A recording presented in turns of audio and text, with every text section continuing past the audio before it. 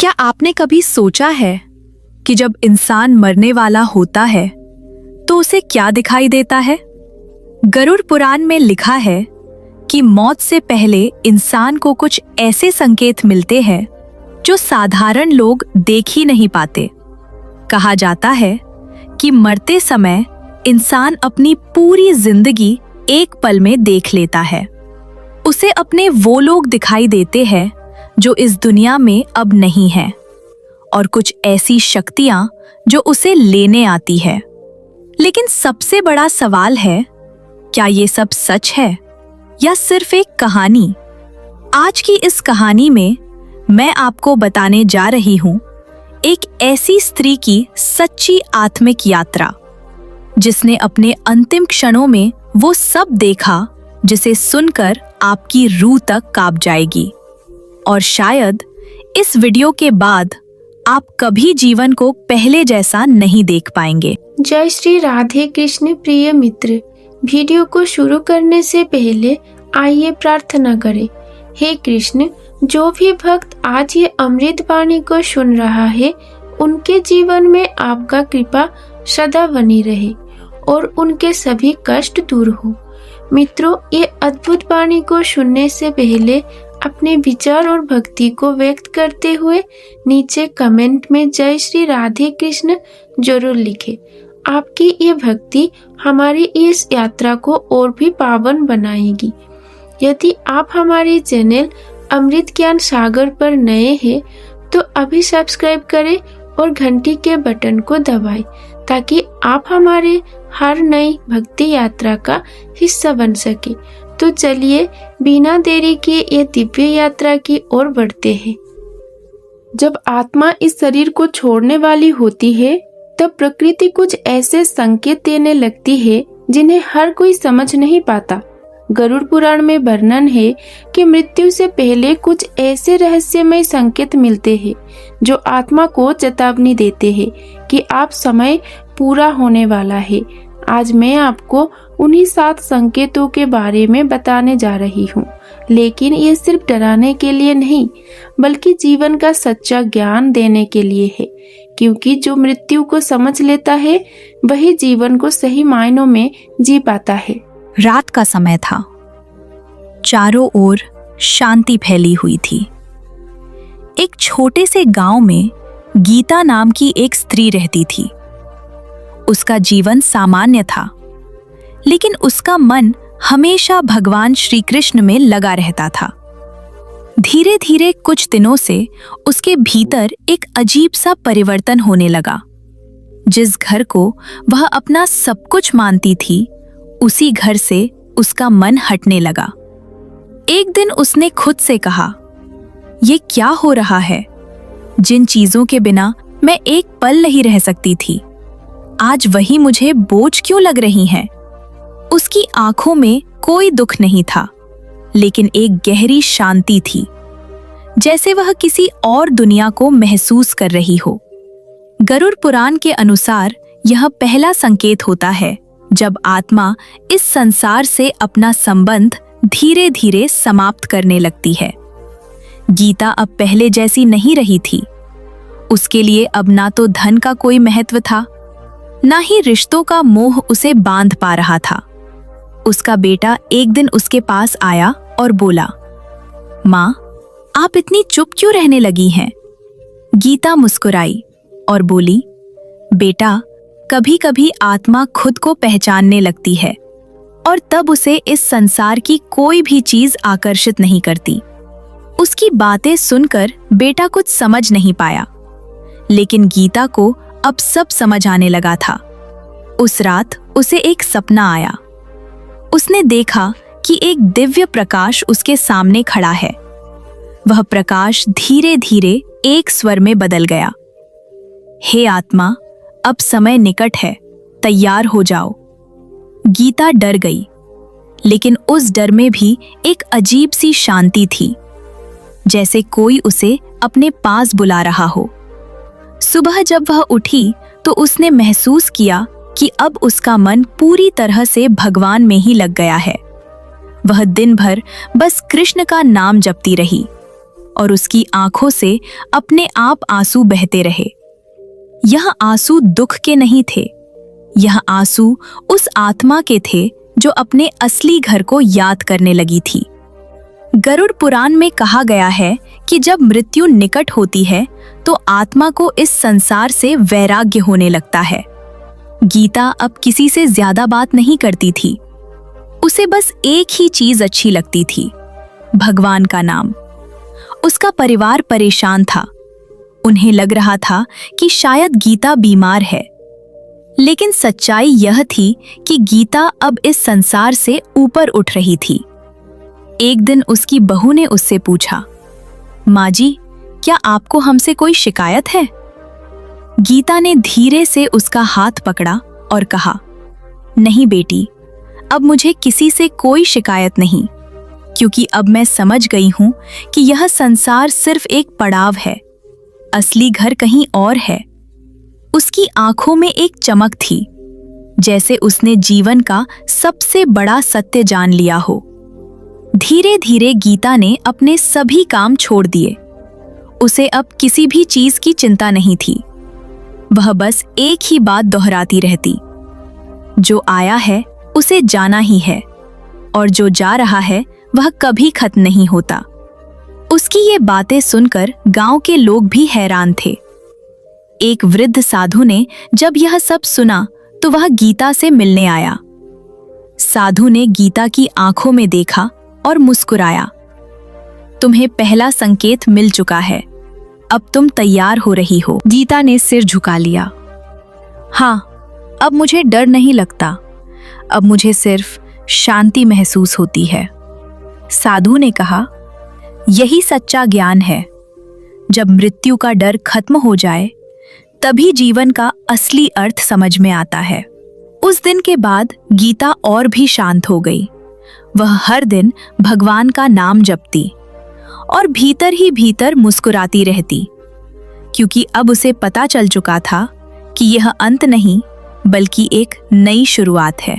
जब मृत्यु का समय नजदीक आता है तो सिर्फ शरीर ही नहीं बदलता, बल्कि आत्मा भी एक अलग ही दुनिया को महसूस करने लगती है। गरुड़ पुराण में बताया गया है कि कुछ लोगों को मृत्यु से पहले ऐसे दृश्य दिखाई देते हैं जो सामान्य इंसान समझ ही नहीं पाता। क्या सच में हमारे पूर्वज हमें लेने आते हैं?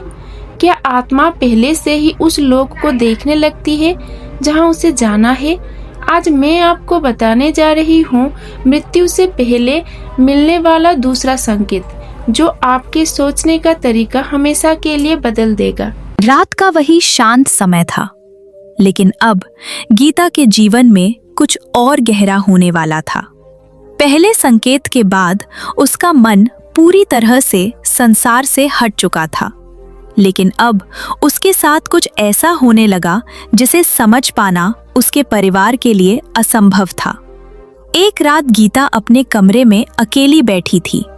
दीपक की हल्की लौ जल रही थी और वह भगवान का नाम जप रही थी। अचानक उसे ऐसा लगा जैसे कमरे में कोई और भी मौजूद है। उसने धीरे से अपनी आंखें खोली और जो उसने देखा उससे उसका दिल एक पल के लिए थम गया। उसके सामने एक वृद्ध पुरुष खड़े थे, सफेद वस्त्र, शांत चेहरा और आंखों में असीम करुणा। गीता उन्हें पहचान नहीं पा रही थी, लेकिन उसके मन में एक अजीब सी अपनापन महसूस हो रहा था। वह धीरे से बोली, आप कौन हैं? वह वृद्ध मुस्कुराए, डरो मत, हम तुम्हारे अपने हैं। गीता का शरीर कांप उठा। अपने? वह आवाज फिर गूंजी, हाँ, हम तुम्हारे पूर्वज हैं जो तुम्हें लेने आए हैं। यह सुनकर गीता की आंखों से आंसू बहने लगे, लेकिन यह आंसू डर के नहीं थे। यह आंसू उस मिलन के थे जो वर्षों से अधूरा था। गरुड़ पुराण में कहा गया है कि मृत्यु के कुछ समय पहले आत्मा को अपने पूर्वजों के दर्शन होने लगते हैं। यह संकेत बहुत गहरा होता है, क्योंकि यह बताता है कि अब आत्मा इस संसार से विदा लेने की तैयारी कर रही है। गीता अब अक्सर ऐसे दृश्य देखने लगी थी। कभी उसे अपने दादा दादी दिखाई देते, कभी कोई दिव्य प्रकाश उसके चारों ओर घूमता। एक दिन उसका बेटा उसके पास बैठा था। अचानक गीता मुस्कुराने लगी। बेटा हैरान होकर बोला, माँ, आप किससे बात कर रही हैं? गीता ने उसकी ओर देखा और बोली, तुम्हें दिखाई नहीं दे रहा? तुम्हारे दादाजी यही खड़े हैं। बेटा डर गया। उसने इधर उधर देखा, लेकिन उसे कुछ भी दिखाई नहीं दिया। उसने घबराकर कहा, माँ, यहाँ कोई नहीं है। गीता ने धीरे से सिर हिलाया। तुम्हें नहीं दिखाई देगा, क्योंकि यह दृश्य सिर्फ उसी को दिखाई देता है जिसका समय निकट होता है। उसके शब्दों में एक अजीब सी सच्चाई थी, जिसे सुनकर उसका बेटा अंदर से हिल गया। धीरे धीरे पूरे घर में यह बात फैल गई कि गीता कुछ अजीब बातें कर रही है। लोग कहने लगे, शायद इनका दिमाग ठीक नहीं है। लेकिन कोई यह नहीं समझ पाया कि गीता उस सत्य को देख रही थी जो इस दुनिया की आंखों से परे है। एक दिन गांव के वही साधु फिर गीता के पास आए। उन्होंने गीता को ध्यान से देखा और कहा, अब तुम्हें दूसरा संकेत भी मिल चुका है। गीता ने शांत स्वर में पूछा, क्या यह सच है कि मेरे पूर्वज मुझे लेने आए हैं?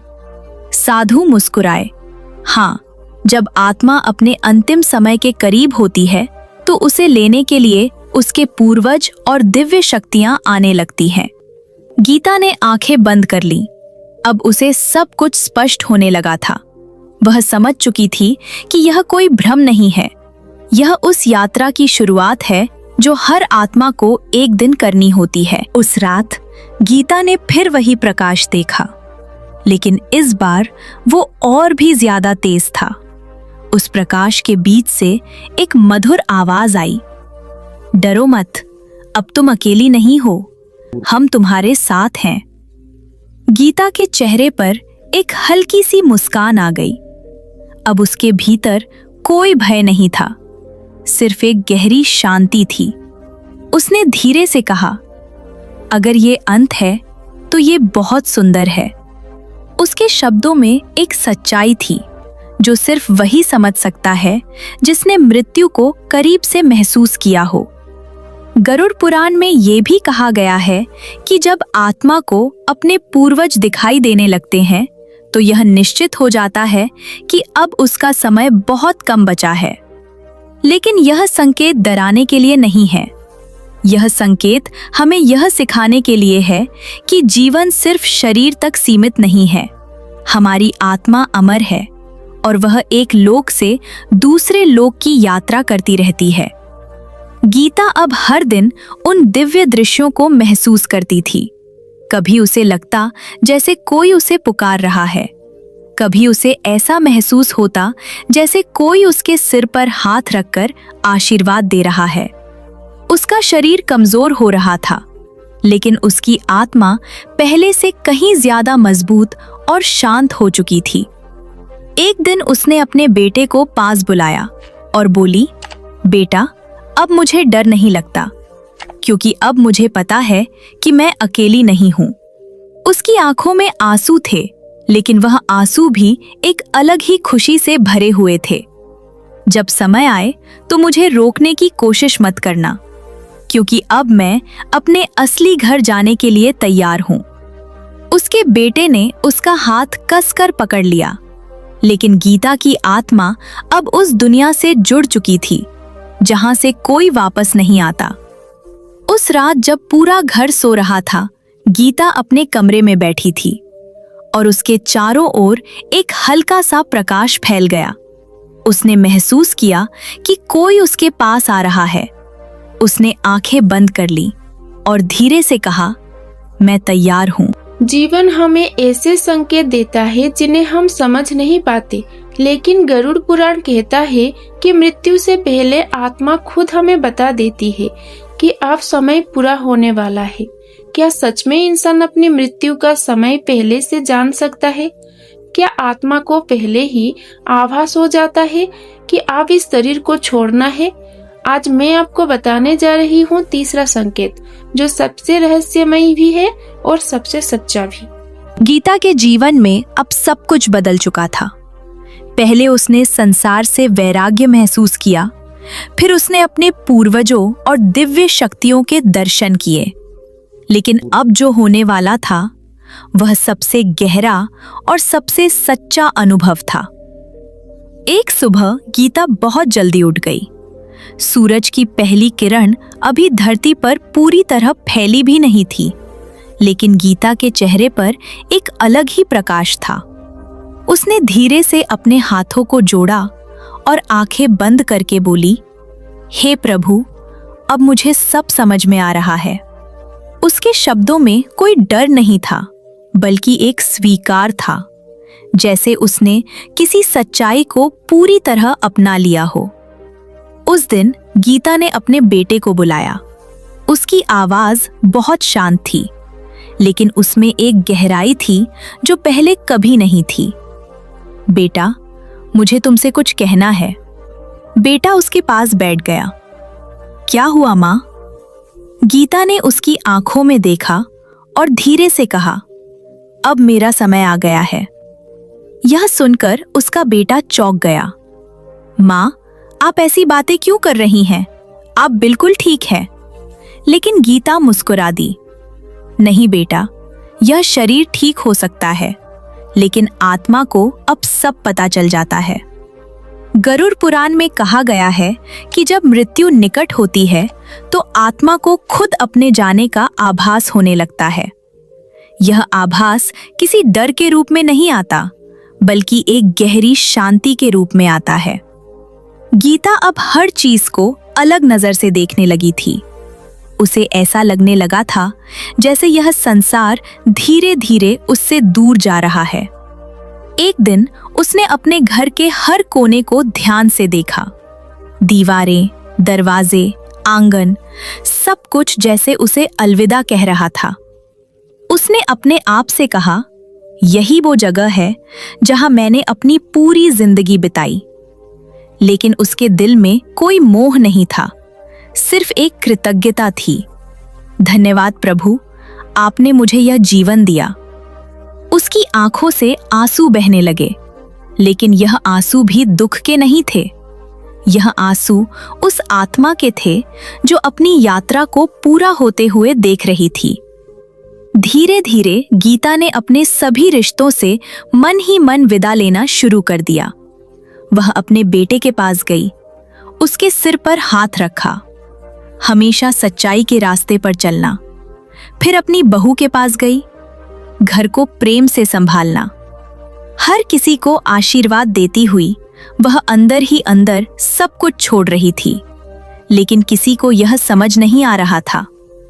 एक दिन गांव के वही साधु फिर आए। उन्होंने गीता को देखा और बिना कुछ कहे समझ गए, अब तुम्हें तीसरा संकेत भी मिल चुका है। गीता ने धीरे से पूछा, क्या यह वही आभास है जो मृत्यु से पहले आता है? साधु ने सिर हिलाया। हाँ, अब तुम्हारी आत्मा पूरी तरह जाग चुकी है। गीता ने गहरी सांस ली। अब उसे किसी भी चीज का डर नहीं था। वह समझ चुकी थी कि मृत्यु कोई अंत नहीं है, बल्कि एक द्वार है जो एक नई यात्रा की शुरुआत करता है। उस रात गीता अकेली बैठी थी। आसमान में चांद हल्का सा चमक रहा था और एक ठंडी हवा उसके चेहरे को छू रही थी। अचानक उसे ऐसा महसूस हुआ जैसे समय रुक गया हो। उसने अपनी आंखें बंद की और उसे एक दृश्य दिखाई दिया, एक लंबा रास्ता जिसके अंत में एक तेज प्रकाश था। वह रास्ता उसे अपनी ओर बुला रहा था। गीता ने धीरे से कहा, तो अब मुझे यहीं आना है। उसकी आत्मा अब उस यात्रा को स्वीकार कर चुकी थी। गरुड़ पुराण में कहा गया है कि कुछ लोग अपनी मृत्यु का समय तक महसूस कर लेते हैं। उन्हें पहले से ही पता चल जाता है कि कब और कैसे यह शरीर छूटेगा, लेकिन यह ज्ञान हर किसी को नहीं मिलता। यह वही आत्माएं महसूस करती हैं जो अपने जीवन में किसी न किसी रूप में सत्य के करीब आई होती हैं। गीता अब हर दिन उसी शांति में जी रही थी। न कोई चिंता, न कोई डर, सिर्फ एक इंतजार, उस पल का जब उसकी आत्मा इस शरीर से मुक्त होगी। एक दिन उसने अपने बेटे से कहा, कल सुबह मुझे मंदिर ले चलना। बेटा उसे मंदिर ले गया। गीता ने भगवान के सामने सिर झुकाया और बोली, अब मुझे अपने पास बुला लीजिए। उसकी आवाज में इतनी सच्चाई थी कि वहां मौजूद हर व्यक्ति की आंखें नम हो गईं। वह अब पूरी तरह तैयार थी। उसने जीवन को जी लिया था और अब वह मृत्यु को भी अपनाने के लिए तैयार थी। रात को जब वह अपने बिस्तर पर लेटी, उसने आखिरी बार अपने घर को देखा और धीरे से मुस्कुराई, मैं आ रही हूँ। जब आत्मा इस शरीर को छोड़ने के और करीब पहुंचती है, तब सबसे बड़ा परिवर्तन शरीर में दिखाई देने लगता है। गरुड़ पुराण में बताया गया है कि मृत्यु से पहले शरीर धीरे धीरे अपनी शक्ति खोने लगता है। लेकिन क्या यह सिर्फ बीमारी होती है या इसके पीछे कोई गहरा आध्यात्मिक रहस्य छुपा है? क्या सच में आत्मा पहले ही शरीर से अलग होने लगती है? आज मैं आपको बताने जा रही हूँ चौथा संकेत, जो हमें यह समझाता है कि हम सिर्फ शरीर नहीं है, बल्कि कुछ और भी है। गीता अब पूरी तरह बदल चुकी थी। उसका मन पहले ही संसार से हट चुका था। वो अपने पूर्वजों के दर्शन कर चुकी थी और उसे अपनी मृत्यु का आभास भी हो चुका था। लेकिन अब जो होने वाला था वो सबसे स्पष्ट संकेत था। एक सुबह जब गीता उठी तो उसने महसूस किया कि उसके हाथ पहले जैसे नहीं रहे। वो उन्हें उठाने की कोशिश कर रही थी, लेकिन उनमें पहले जैसी शक्ति नहीं थी। उसने धीरे से अपने आप से कहा, अब शरीर भी साथ छोड़ने लगा है। उसकी आवाज में कोई घबराहट नहीं थी, बल्कि एक स्वीकार था। गरुड़ पुराण में कहा गया है कि जब मृत्यु निकट होती है तो शरीर के अंग धीरे धीरे अपनी शक्ति खोने लगते हैं। यह सिर्फ बीमारी नहीं होती, यह उस आत्मा का संकेत होता है जो अब इस शरीर को छोड़ने की तैयारी कर रही होती है। गीता अब पहले की तरह चल नहीं पाती थी। उसके कदम भारी हो गए थे, जैसे हर कदम उसे यह याद दिला रहा हो कि यह यात्रा अब समाप्त होने वाली है। एक दिन उसने उठने की कोशिश की, लेकिन वह गिर पड़ी। उसका बेटा दौड़ कर आया। माँ, क्या हुआ? गीता ने उसकी ओर देखा और हल्की सी मुस्कान के साथ बोली, कुछ नहीं बेटा, बस अब शरीर थक गया है। उसकी बात सुनकर बेटा रो पड़ा, लेकिन गीता की आंखों में आंसू नहीं थे। वो अब उस सत्य को स्वीकार कर चुकी थी जिससे हर इंसान भागता है। धीरे धीरे गीता की इंद्रियां भी कमजोर होने लगीं। उसे कम सुनाई देने लगा। उसकी आंखों की रोशनी भी धुंधली होने लगी। लेकिन आश्चर्य की बात ये थी कि जैसे जैसे उसकी बाहरी इंद्रियां कमजोर हो रही थीं, वैसे वैसे उसकी अंदर की चेतना और भी तेज होती जा रही थी। वो अब छोटी छोटी चीजों को भी गहराई से महसूस करने लगी थी। एक दिन उसने अपने बेटे से कहा, तुम्हें पता है, अब मैं आंखों से कम और आत्मा से ज्यादा देख रही हूं। उसका बेटा कुछ समझ नहीं पाया, लेकिन गीता अब उस अवस्था में पहुंच चुकी थी जहां शरीर का कोई महत्व नहीं रह जाता। गरुड़ पुराण के अनुसार मृत्यु से पहले आत्मा धीरे धीरे शरीर से अलग होने लगती है। पहले पैरों से शक्ति जाती है, फिर हाथों से, फिर धीरे धीरे पूरा शरीर शिथिल होने लगता है और अंत में आत्मा इस शरीर को छोड़ देती है। गीता अब बिस्तर पर ही रहने लगी थी। वो ज्यादा बोल भी नहीं पाती थी, लेकिन उसकी आंखें बहुत कुछ कहती थीं। उन आंखों में अब कोई डर नहीं था, सिर्फ एक गहरी शांति थी। एक दिन गांव के वही साधु फिर आए।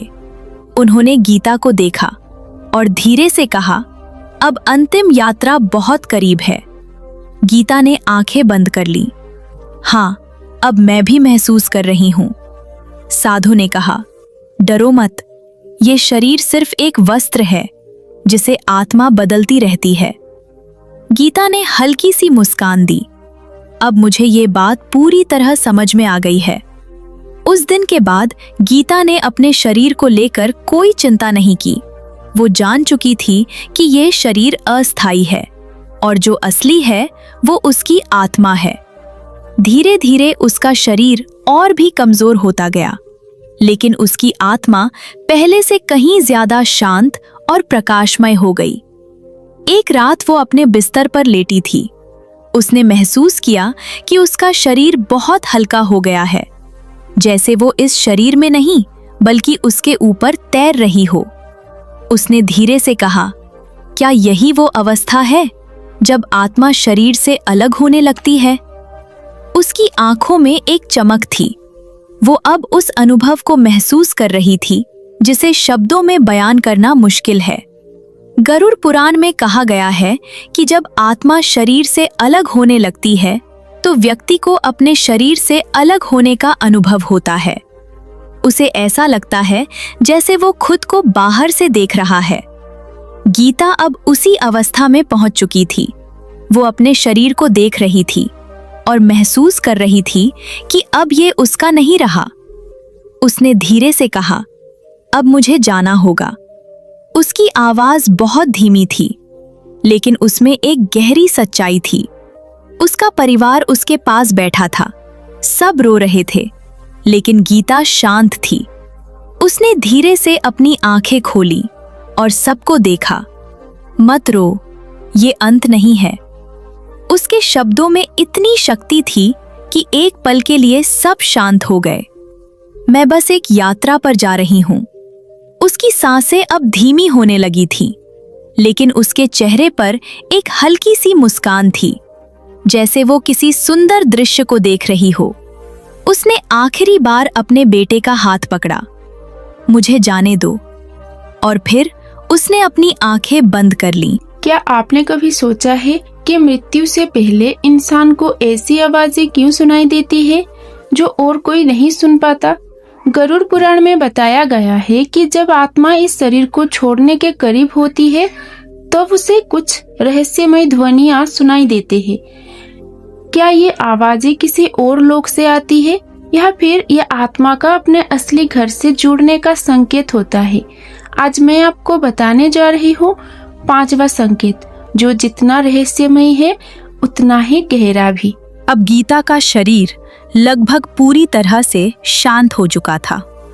वह बिस्तर पर लेटी रहती, कम बोलती, कम देख पाती, लेकिन उसके भीतर कुछ और ही चल रहा था, कुछ ऐसा जिसे कोई और नहीं समझ सकता था। एक रात जब पूरा घर गहरी नींद में था, गीता की आंखें अचानक खुल गईं। उसने महसूस किया जैसे कहीं दूर से कोई मधुर ध्वनि आ रही है। वह ध्वनि बहुत हल्की थी, लेकिन उसके भीतर तक उतर रही थी, जैसे कोई उसे पुकार रहा हो। गीता ने ध्यान से सुना। वह कोई सामान्य आवाज नहीं थी, वह एक दिव्य संगीत था जिसमें एक अजीब सी शांति थी। उसने धीरे से कहा, यह कैसी ध्वनि है? गरुड़ पुराण में बताया गया है कि मृत्यु से पहले व्यक्ति को कुछ ऐसी ध्वनियां सुनाई देने लगती हैं जो इस संसार की नहीं होती। कभी वह घंटियों की आवाज होती है, कभी शंख की, कभी किसी मधुर वीणा की और कभी-कभी किसी पुकार की। गीता अब हर रात वही ध्वनियां सुनने लगी थी। कभी उसे लगता जैसे कोई उसे नाम लेकर बुला रहा है, गीता। वह चौंक जाती, लेकिन उसके आसपास कोई नहीं होता। एक दिन उसका बेटा उसके पास बैठा था। गीता ने अचानक कहा, तुम्हें सुनाई दे रहा है? बेटा हैरान होकर बोला, क्या माँ? गीता ने धीरे से कहा, यह जो घंटियों की आवाज है। बेटे ने ध्यान से सुना, लेकिन उसे कुछ भी सुनाई नहीं दिया। माँ, यहाँ तो कोई आवाज नहीं है। गीता मुस्कुरा दी, तुम्हें नहीं सुनाई देगा, यह आवाज मेरे लिए है। उसकी आंखों में अब एक अलग ही चमक थी। वह अब उस दुनिया की ध्वनियों को सुन रही थी जहां उसे जाना था। धीरे धीरे उन ध्वनियों की तीव्रता बढ़ने लगी। अब वह सिर्फ रात में नहीं, दिन में भी सुनाई देने लगी थी। कभी उसे ऐसा लगता जैसे कोई मंत्र जप रहा है, कभी ऐसा लगता जैसे कोई भजन गा रहा है। एक दिन उसने आंखें बंद की और ध्यान से सुना। उसे साफ साफ सुनाई दे रहा था, हरे कृष्ण हरे कृष्ण। उसकी आंखों से आंसू बहने लगे। प्रभु, आप मुझे बुला रहे हैं? उसकी आवाज में प्रेम था और एक गहरी तड़प। गरुड़ पुराण में कहा गया है कि यह ध्वनियां आत्मा के उस लोक से जुड़ने का संकेत होती हैं, जहां वह जाने वाली होती है। यह ध्वनियां कोई भ्रम नहीं होती, यह उस यात्रा की तैयारी होती है जिसमें आत्मा इस संसार को छोड़कर अपने असली घर की ओर बढ़ती है। गीता अब उन ध्वनियों में खोने लगी थी। वह घंटों तक आंखें बंद करके बैठी रहती और उन आवाजों को सुनती रहती। उसका शरीर कमजोर था, लेकिन उसकी आत्मा अब पूरी तरह जाग चुकी थी। एक दिन गांव के वही साधु फिर आए। उन्होंने गीता के पास बैठकर पूछा, क्या तुम्हें अब ध्वनियां सुनाई देने लगी हैं? गीता ने धीरे से आंखें खोली। हाँ, और अब वे और भी स्पष्ट हो रही हैं। साधु ने मुस्कुराकर कहा, यह 5वां संकेत है, अब तुम बहुत करीब हो। गीता ने गहरी सांस ली। अब मुझे डर नहीं लगता, बल्कि यह ध्वनियां मुझे शांति देती हैं। साधु ने कहा, क्योंकि यह ध्वनियां तुम्हें उस लोक से जोड़ रही हैं जहां तुम जा रही हो। उस दिन के बाद गीता और भी शांत हो गई। वह अब ज्यादा बोलती नहीं थी, बस उन ध्वनियों को सुनती रहती और कभी-कभी हल्की सी मुस्कान दे देती। एक रात वह अपने बिस्तर पर लेटी थी और अचानक उसने एक बहुत तेज शंख की आवाज सुनी। उसका पूरा शरीर जैसे उस ध्वनि से भर गया।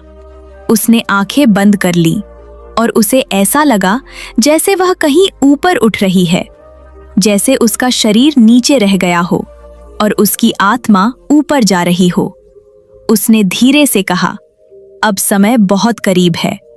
उसकी आवाज बहुत धीमी थी, लेकिन उसमें एक गहरी सच्चाई थी।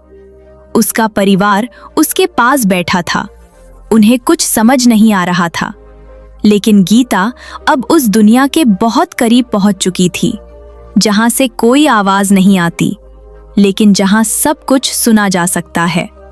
उसने आखिरी बार उन ध्वनियों को सुना और मुस्कुराई, मैं आ रही हूं। जब मृत्यु और भी करीब आ जाती है, तब सिर्फ शरीर ही नहीं बदलता, बल्कि इंसान का समय को देखने का तरीका भी बदल जाता है। गरुड़ पुराण में बताया गया है कि अंतिम समय में व्यक्ति को यह संसार एक सपना जैसा लगने लगता है। क्या सच में समय का भ्रम टूट जाता है? क्या आत्मा इस दुनिया से अलग होकर किसी और सत्य को देखने लगती है?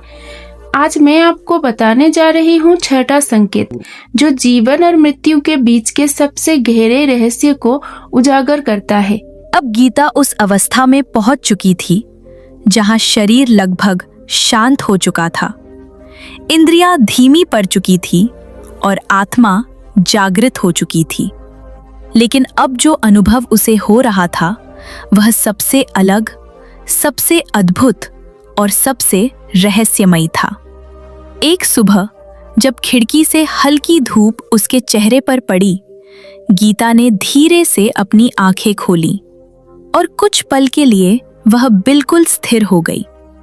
उसने चारों ओर देखा, वही कमरा, वही दीवारें, वही लोग, लेकिन फिर भी सब कुछ अलग था, जैसे वह पहली बार इस संसार को देख रही हो। उसने धीरे से कहा, ये सब सच है या सपना? उसकी आवाज बहुत धीमी थी, लेकिन उसमें एक गहरा प्रश्न छुपा था। गरुड़ पुराण में कहा गया है कि जब मृत्यु बहुत करीब होती है, तो व्यक्ति को यह संसार एक स्वप्न जैसा लगने लगता है। उसे ऐसा महसूस होता है कि जो कुछ उसने अब तक जिया, वह सब एक कहानी थी, एक सपना जो अब समाप्त होने वाला है। गीता अब उसी अनुभव से गुजर रही थी। उसे समय का कोई एहसास नहीं रह गया था।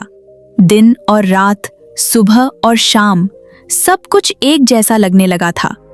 एक दिन उसका बेटा उसके पास बैठा था।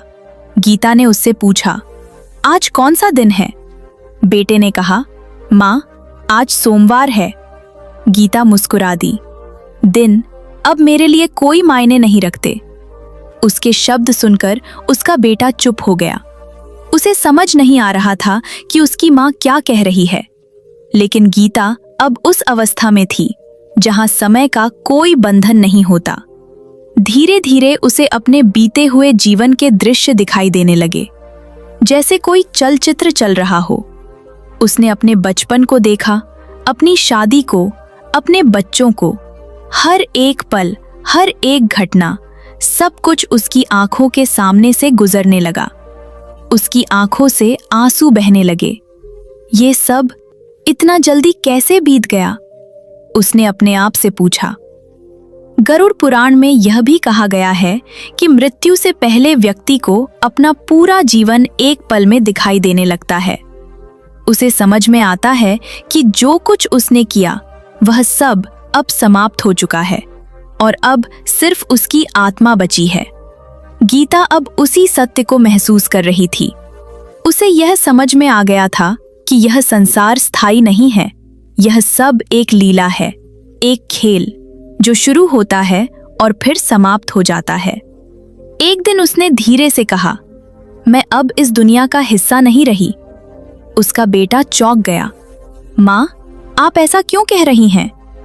गीता ने उसकी ओर देखा। क्योंकि अब मुझे सब कुछ एक सपना लगने लगा है।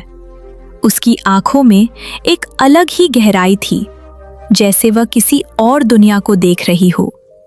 अब उसे अपने शरीर का भी एहसास कम होने लगा था।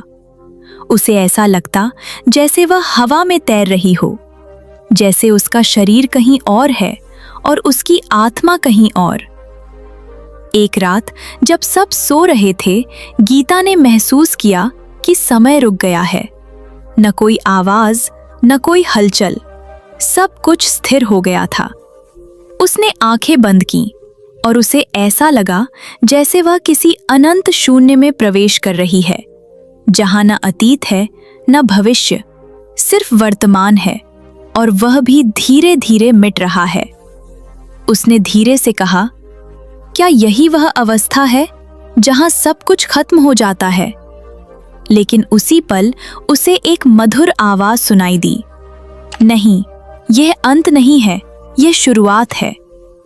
गीता की आंखों से आंसू बहने लगे। अब उसे समझ में आ गया था कि यह संसार एक भ्रम है और जो असली है वह इस भ्रम के पार है।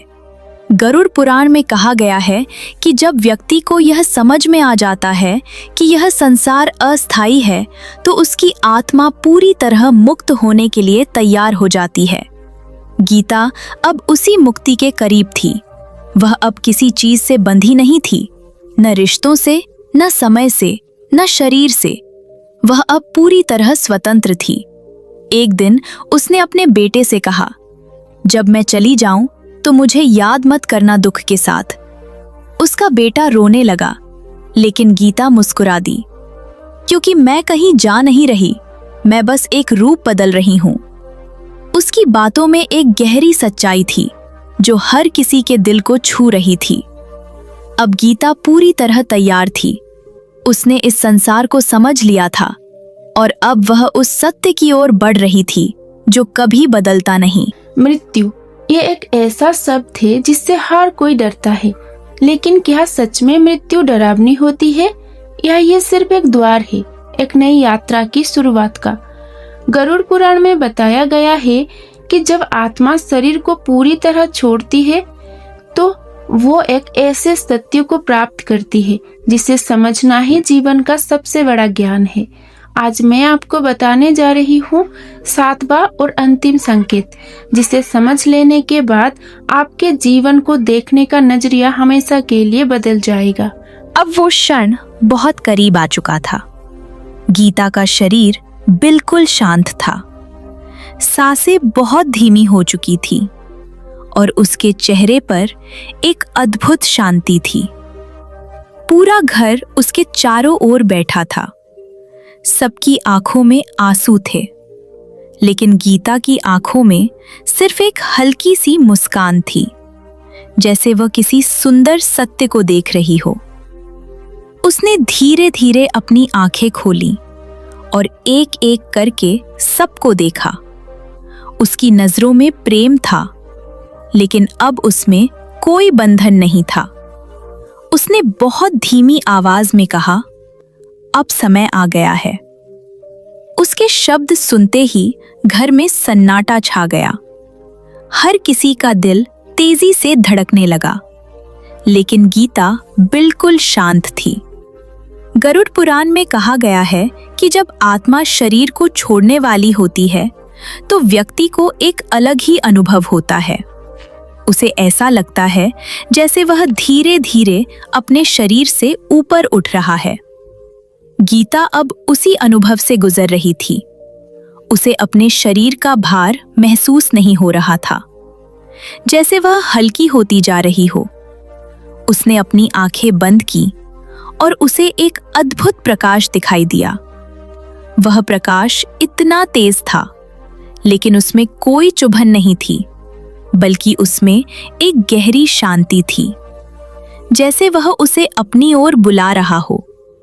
गीता ने धीरे से कहा, मैं आ रही हूं। उसकी आवाज बहुत धीमी थी, लेकिन उसमें एक असीम प्रेम था। उसने महसूस किया कि उसका शरीर अब नीचे रह गया है और वह ऊपर उठ रही है, धीरे धीरे, शांतिपूर्वक। उसे अपने चारों ओर वही दिव्य ध्वनियां सुनाई देने लगी जो वह पिछले कुछ दिनों से सुन रही थी, लेकिन इस बार वे और भी स्पष्ट थीं, और भी मधुर, जैसे कोई उसका स्वागत कर रहा हो।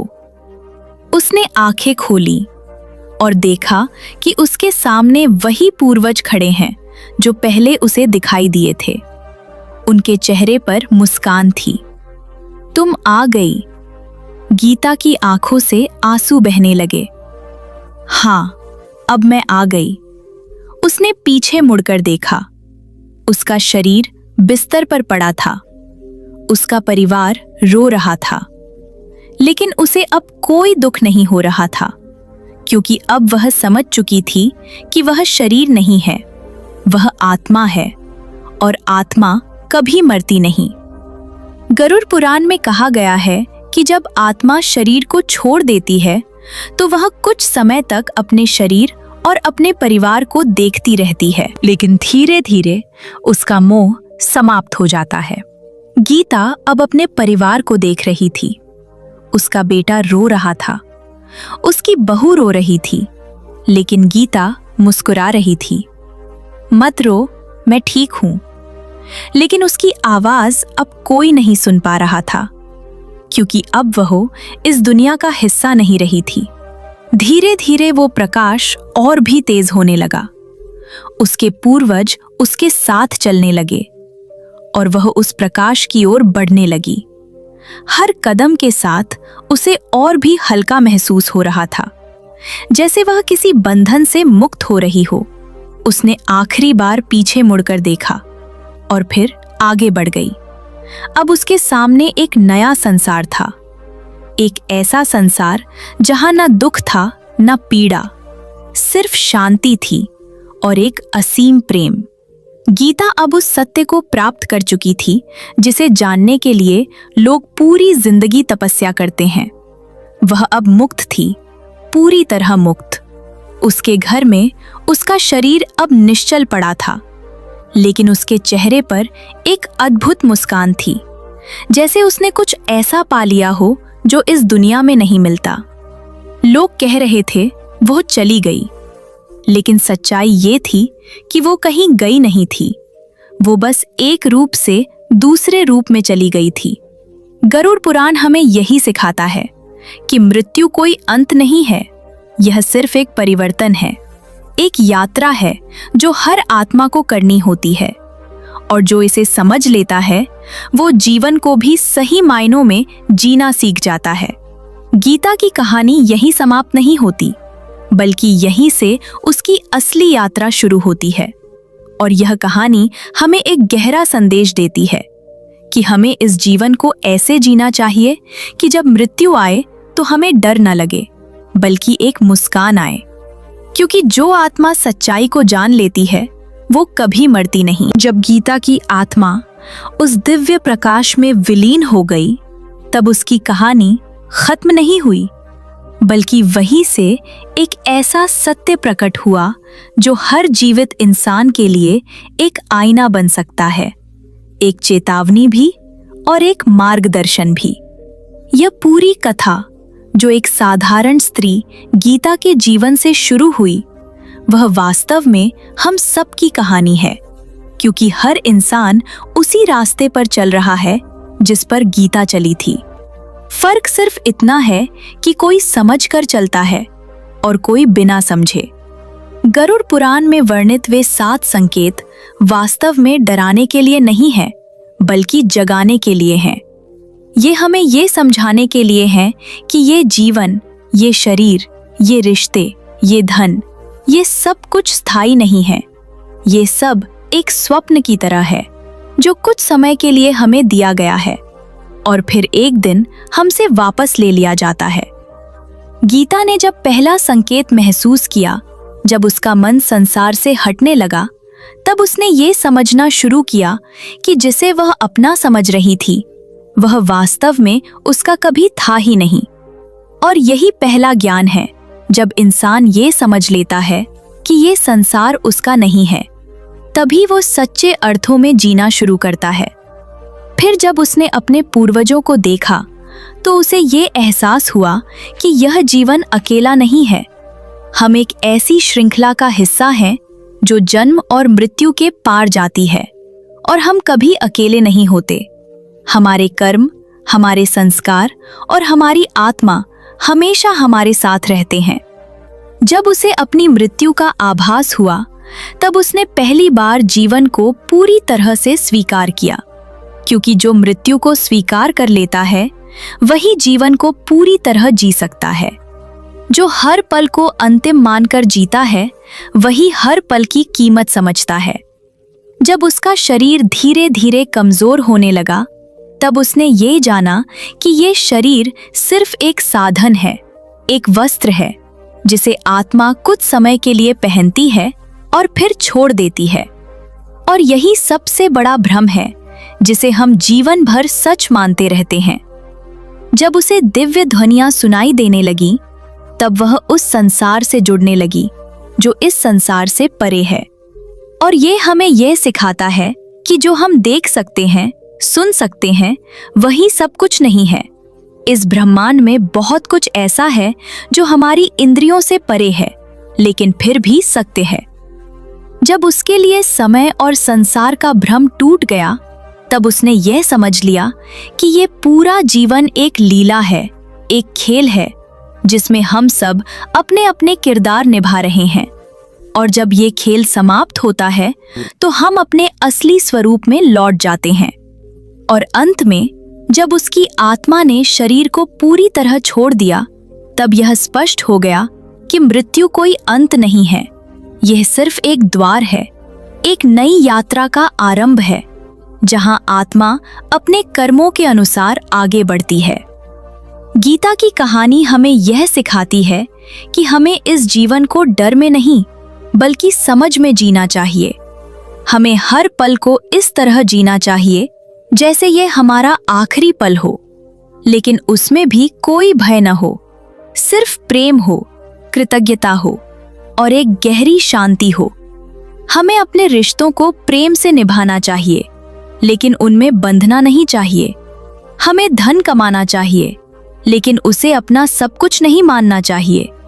हमें इस संसार में रहना चाहिए, लेकिन इसे अपना अंतिम सत्य नहीं मानना चाहिए, क्योंकि जब वह अंतिम क्षण आएगा, तब न कोई हमारे साथ जाएगा, न कोई वस्तु, न कोई पहचान।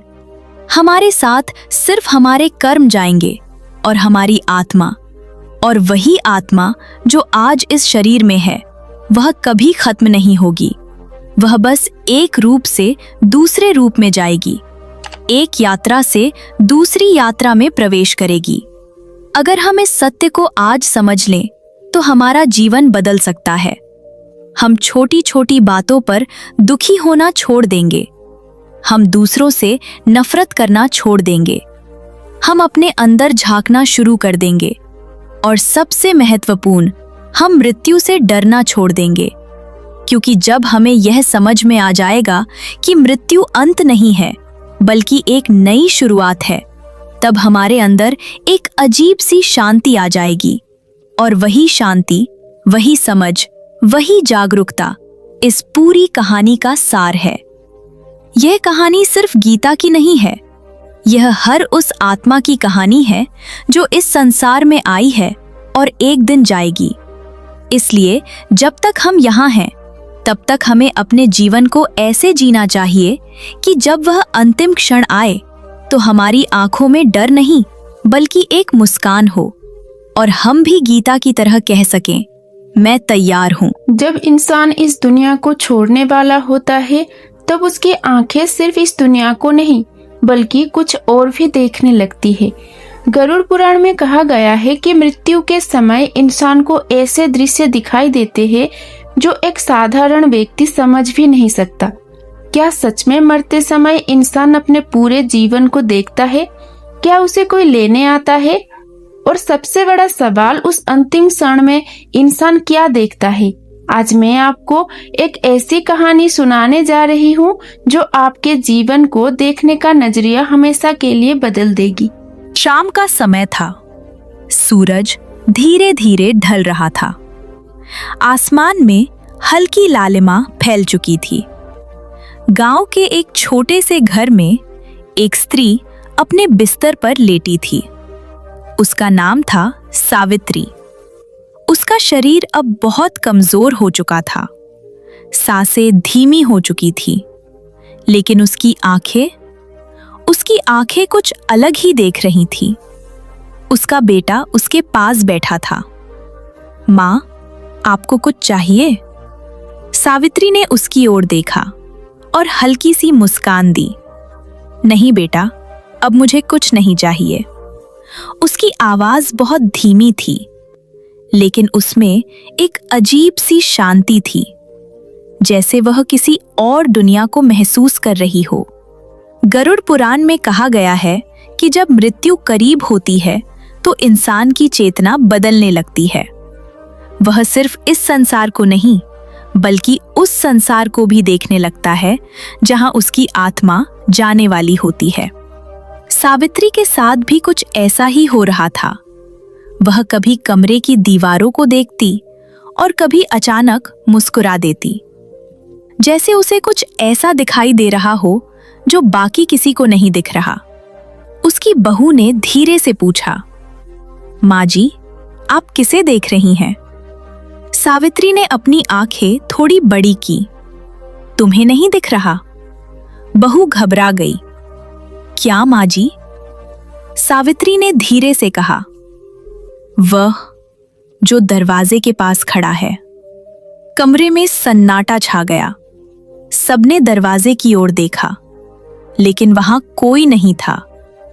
बहू ने डरते हुए कहा, माँ जी, वहां कोई नहीं है। सावित्री मुस्कुरा दी। तुम्हें नहीं दिखेगा, अभी तुम्हारा समय नहीं आया। उसकी बात सुनकर सबके रोंगटे खड़े हो गए। गरुड़ पुराण के अनुसार मृत्यु के समय इंसान को सबसे पहले दिव्य या अदृश्य शक्तियां दिखाई देने लगती हैं। यह वही क्षण होता है जब आत्मा इस संसार से अलग होने की तैयारी कर रही होती है। सावित्री अब कभी-कभी हवा में हाथ हिलाने लगती, जैसे किसी से बात कर रही हो। एक दिन उसने धीरे से कहा, आप आ गए? उसकी आंखों में चमक थी, जैसे वह किसी अपने को देख रही हो। उसका बेटा रोते हुए बोला, माँ, आप किससे बात कर रही हैं? सावित्री ने उसकी ओर देखा। तुम्हारे दादाजी आए हैं। यह सुनकर बेटा सन्न रह गया। उसके दादा को गुजरे हुए कई साल हो चुके थे, लेकिन सावित्री की आंखों में कोई भ्रम नहीं था। वो पूरी तरह विश्वास के साथ बोल रही थी, वो मुझे लेने आए हैं। उसकी आवाज में डर नहीं था, बल्कि एक अपनापन था, जैसे कोई बहुत अपना उसे बुला रहा हो।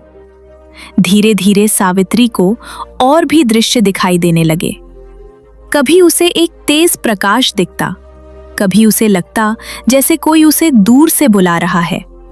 एक रात जब पूरा घर सो रहा था, सावित्री की आंखें अचानक खुल गईं।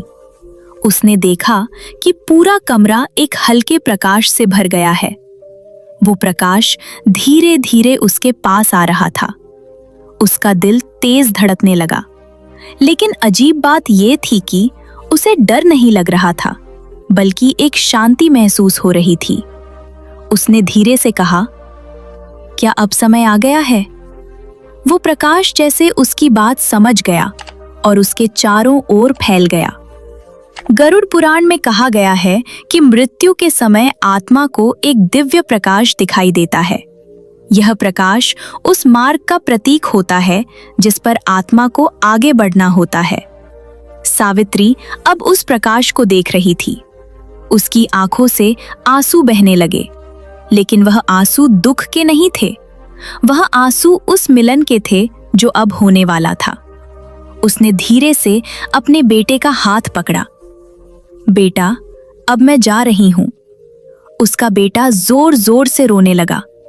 नहीं मां, आप हमें छोड़कर नहीं जा सकती। लेकिन सावित्री मुस्कुरा दी। कोई किसी को छोड़कर नहीं जाता, हम बस अपना रूप बदलते हैं। उसकी बात सुनकर सब रोने लगे, लेकिन सावित्री शांत थी, क्योंकि अब वह उस सत्य को देख रही थी जिसे समझना हर किसी के बस की बात नहीं। उसने एक बार फिर उस प्रकाश की ओर देखा और धीरे से अपनी आंखें बंद कर ली। उस रात सावित्री का शरीर वहीं था, लेकिन उसकी आत्मा वह अब एक नई यात्रा पर निकल चुकी थी। ये था पहला भाग, जहां इंसान मृत्यु के समय अदृश्य शक्तियों और दिव्य प्रकाश को देखने लगता है। अगले भाग में मैं आपको बताऊंगी मरते समय इंसान अपने पूरे जीवन को कैसे एक पल में देखता है, और यह अनुभव इतना गहरा होता है कि उसे समझना आसान नहीं। क्या सच में मरते समय इंसान अपनी पूरी जिंदगी एक पल में देख लेता है? गरुड़ पुराण में कहा गया है कि जब आत्मा शरीर को छोड़ने के करीब होती है तो उसे अपने हर कर्म का हिसाब दिखाई देने लगता है। वो हर वो पल देखता है जो उसने जिया, हर वो गलती, हर वो अच्छाई। लेकिन ये अनुभव कैसा होता है, आज मैं आपको बताने जा रही हूँ। सावित्री का शरीर अब बिस्तर पर शांत पड़ा था, लेकिन उसकी आत्मा, वो अब उस संसार में प्रवेश कर चुकी थी जहां समय का कोई अस्तित्व नहीं होता। उसे ऐसा महसूस हो रहा था जैसे वो हवा में तैर रही हो। न कोई भार, न कोई दर्द, सिर्फ एक अजीब सी हल्कापन। उसने धीरे धीरे अपनी आंखें खोली, और जो उसने देखा वो उसकी कल्पना से भी परे था। उसके सामने एक विशाल अंधकार था, लेकिन उस अंधकार के बीच एक एक करके प्रकाश के दृश्य उभरने लगे। पहला दृश्य, उसका बचपन। वो छोटी सी सावित्री जो अपने आंगन में खेल रही थी। उसकी माँ उसे बुला रही थी, सावित्री, अंदर आ जाओ। सावित्री ये सब देख रही थी जैसे वो खुद को बाहर से देख रही हो। उसकी आंखों से आंसू बहने लगे। ये मेरा बचपन है। गरुड़ पुराण में कहा गया है कि मृत्यु के समय इंसान को अपने पूरे जीवन के दृश्य एक एक करके दिखाई देते हैं, जैसे कोई चलचित्र जहां हर घटना, हर भावना फिर से जीवित हो जाती है। सावित्री अब अपने बचपन को महसूस कर रही थी। वो खुशी, वो मासूमियत, सब कुछ फिर से उसके सामने था। फिर अचानक दृश्य बदल गया। अब वो अपनी शादी के दिन को देख रही थी। लाल साड़ी, सजे हुए हाथ, और उसके चेहरे पर एक हल्की सी मुस्कान। उसने खुद को देखा और धीरे से कहा, ये मैं हूं। लेकिन अब वो उस दृश्य का हिस्सा नहीं थी। वो सिर्फ एक दर्शक थी, एक साक्षी जो अपने ही जीवन को देख रही थी। धीरे धीरे दृश्य बदलते गए।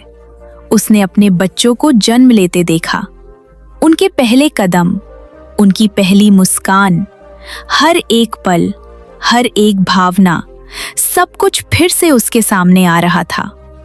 लेकिन अब एक फर्क था। अब वो उन पलों को सिर्फ देख नहीं रही थी, बल्कि उन्हें महसूस भी कर रही थी। हर खुशी, हर दुख, हर एक भावना 10 गुना ज्यादा गहराई से।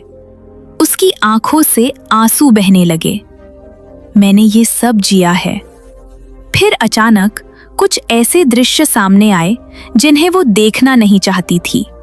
वो पल जब उसने किसी को दुख दिया था, वो शब्द जो उसने गुस्से में कहे थे, वो गलतियां जो उसने अपने जीवन में की थी, अब वो सब उसके सामने था। और इस बार वो सिर्फ देख नहीं रही थी, बल्कि वो उन दर्द को भी महसूस कर रही थी जो उसने दूसरों को दिया था। उसने जोर से कहा, मुझसे गलती हो गई। उसकी आवाज कांप रही थी। गरुड़ पुराण में कहा गया है कि मृत्यु के समय इंसान को अपने हर कर्म का अनुभव होता है। वो सिर्फ अपने कर्मों को देखता नहीं, बल्कि उन कर्मों के परिणाम को भी महसूस करता है। सावित्री अब उसी सत्य का अनुभव कर रही थी।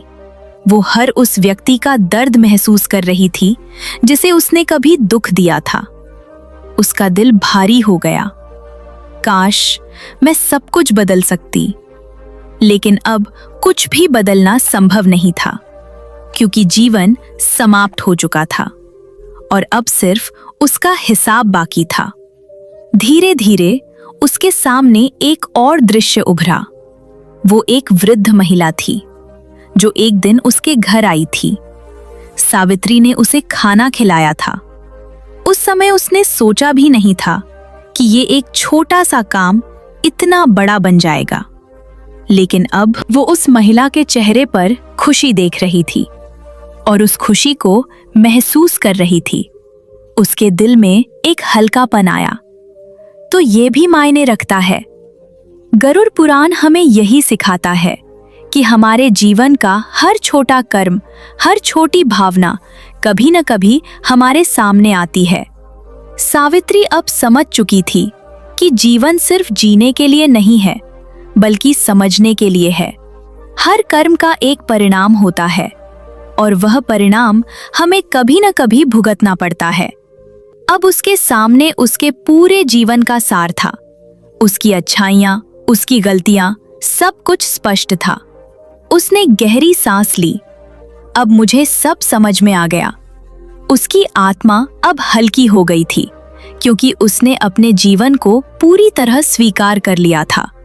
गरुड़ पुराण में कहा गया है कि जब आत्मा अपने कर्मों को स्वीकार कर लेती है, तभी वह आगे बढ़ने के लिए तैयार होती है। सावित्री अब उसी अवस्था में थी। उसने अपने अतीत को देखा, समझा और स्वीकार किया। अब उसके सामने एक नया मार्ग खुल रहा था, एक ऐसा मार्ग जो उसे आगे ले जाने वाला था। उसने आखिरी बार अपने जीवन के उन दृश्यों को देखा और धीरे से कहा, धन्यवाद। मरते समय जब इंसान अपनी पूरी जिंदगी देख लेता है, तब उसके बाद क्या होता है? क्या सच में कोई दूत आते हैं जो आत्मा को अपने साथ लेकर जाते हैं? गरुड़ पुराण में वर्णन है कि मृत्यु के बाद आत्मा अकेली नहीं होती। उसे लेने के लिए कुछ शक्तियाँ आती है, लेकिन वो कौन होती है? क्या वे डरावनी होती है या दिव्य? आज मैं आपको बताने जा रही हूँ। सावित्री अब अपने पूरे जीवन को देख चुकी थी। उसने अपने हर कर्म को महसूस किया, हर गलती को स्वीकार किया और हर अच्छाई को समझा। अब उसके सामने एक गहरा सन्नाटा था, जैसे सब कुछ थम गया हो। ना कोई दृश्य, ना कोई आवाज, सिर्फ एक अजीब सा शून्य। सावित्री ने धीरे से कहा, अब आगे क्या होगा? उसकी आवाज उस शून्य में गूंज गई और तभी अचानक उसके सामने एक हल्की सी हलचल हुई। उस अंधकार के बीच दो आकृतियां धीरे धीरे प्रकट होने लगी। पहले वो धुंधली थी, फिर धीरे धीरे स्पष्ट होने लगी। सावित्री ने उन्हें ध्यान से देखा। उनका रूप साधारण नहीं था। उनके शरीर से एक अलग ही ऊर्जा निकल रही थी। उनकी आंखें गहरी थी और उनमें एक अजीब सी कठोरता भी थी और करुणा भी। सावित्री का दिल एक पल के लिए रुक सा गया। आप कौन हैं? उनमें से एक ने आगे बढ़कर कहा। हम दूत हैं। उसकी आवाज भारी थी, लेकिन उसमें कोई क्रोध नहीं था, सिर्फ एक कर्तव्य की भावना थी। गरुड़ पुराण में कहा गया है कि मृत्यु के बाद आत्मा के सामने यमदूत या दिव्य दूत प्रकट होते हैं। यह दूत आत्मा को उसके कर्मों के अनुसार आगे ले जाने के लिए आते हैं। सावित्री उन्हें देख रही थी। उसके मन में हल्का सा डर भी था, लेकिन अब वह पहले जैसी नहीं थी। उसने धीरे से पूछा, क्या आप मुझे लेने आए हैं? दूसरे दूत ने शांत स्वर में कहा, हाँ, अब तुम्हारी यात्रा आगे बढ़ेगी। सावित्री ने एक गहरी सांस ली। क्या यह दर्दनाक होगा? पहला दूत थोड़ा मुस्कुराया। यह तुम्हारे कर्मों पर निर्भर करता है। उसकी बात सुनकर सावित्री कुछ पल के लिए चुप हो गई। उसे अपने जीवन के वे दृश्य याद आ गए जहां उसने गलतियां की थीं। उसका मन थोड़ा भारी हो गया, लेकिन तभी उसे अपने अच्छे कर्म भी याद आए और उसके भीतर थोड़ी शांति आई। दूतों ने उसकी ओर देखा। डरो मत, अब तुम्हें वही मिलेगा जो तुमने अपने जीवन में बोया है। गरुड़ पुराण में बताया गया है कि आत्मा के साथ वही होता है जो उसके कर्मों के अनुसार तय होता है, न उससे ज्यादा न उससे कम। सावित्री अब पूरी तरह शांत थी। उसने उन दूतों की ओर देखा। मैं तैयार हूं। उसकी आवाज में एक स्वीकार था।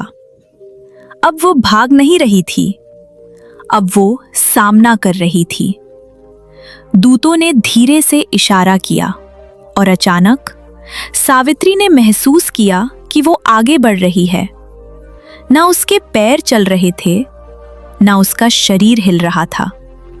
फिर भी वो आगे बढ़ रही थी, जैसे कोई अदृश्य शक्ति उसे खींच रही हो। उसके चारों ओर अंधकार था, लेकिन उस अंधकार में भी एक अजीब सी गति थी, जैसे वो किसी रास्ते पर चल रही हो। उसने धीरे से पूछा, ये कौन सा मार्ग है? दूत ने उत्तर दिया, ये वो मार्ग है जिसे हर आत्मा को पार करना होता है। सावित्री अब उस यात्रा को महसूस कर रही थी। कभी उसे हल्का लगता, कभी भारी, कभी उसे शांति मिलती, कभी बेचैनी। ये सब उसके भीतर के भावों पर निर्भर कर रहा था। गरुड़ पुराण में कहा गया है कि मृत्यु के बाद आत्मा एक ऐसे मार्ग से गुजरती है जहां उसे अपने कर्मों के अनुसार अनुभव होते हैं। अगर उसके कर्म अच्छे हैं तो यात्रा आसान होती है, और अगर कर्म भारी है तो यात्रा कठिन हो जाती है। सावित्री अब उसी सत्य को अनुभव कर रही थी। कुछ पल के लिए उसे ऐसा लगा जैसे कोई उसे नीचे खींच रहा हो। उसका दिल घबरा गया। ये क्या है? दूत ने कहा, ये तुम्हारे वे कर्म हैं जो तुम्हें नीचे की ओर खींच रहे हैं। सावित्री ने आंखें बंद कर ली। उसे अपने वे पल याद आ गए जब उसने किसी को दुख दिया था। उसकी आत्मा भारी हो गई, लेकिन फिर उसे अपने अच्छे कर्म याद आए और अचानक उसे हल्कापन महसूस हुआ, जैसे कोई उसे ऊपर उठा रहा हो। दूत ने कहा, देखा, यही जीवन का सत्य है। सावित्री अब समझ चुकी थी कि यह यात्रा बाहर की नहीं, अंदर की है। उसके अपने कर्म ही उसे ऊपर या नीचे ले जा रहे थे। धीरे धीरे उसके सामने एक नया दृश्य उभरा। एक विशाल द्वार जो बहुत बड़ा था और उसके चारों ओर एक अलग ही ऊर्जा थी। सावित्री ने उसे देखा। ये क्या है? दूत ने कहा, ये वो स्थान है जहां तुम्हारे कर्मों का निर्णय होगा। सावित्री का दिल एक पल के लिए तेज धड़कने लगा, लेकिन इस बार उसने खुद को संभाला। मैं तैयार हूं। जब आत्मा को दूत अपने साथ ले जाते हैं तब उसे एक ऐसे स्थान पर पहुंचाया जाता है जहां उसके हर कर्म का हिसाब होता है।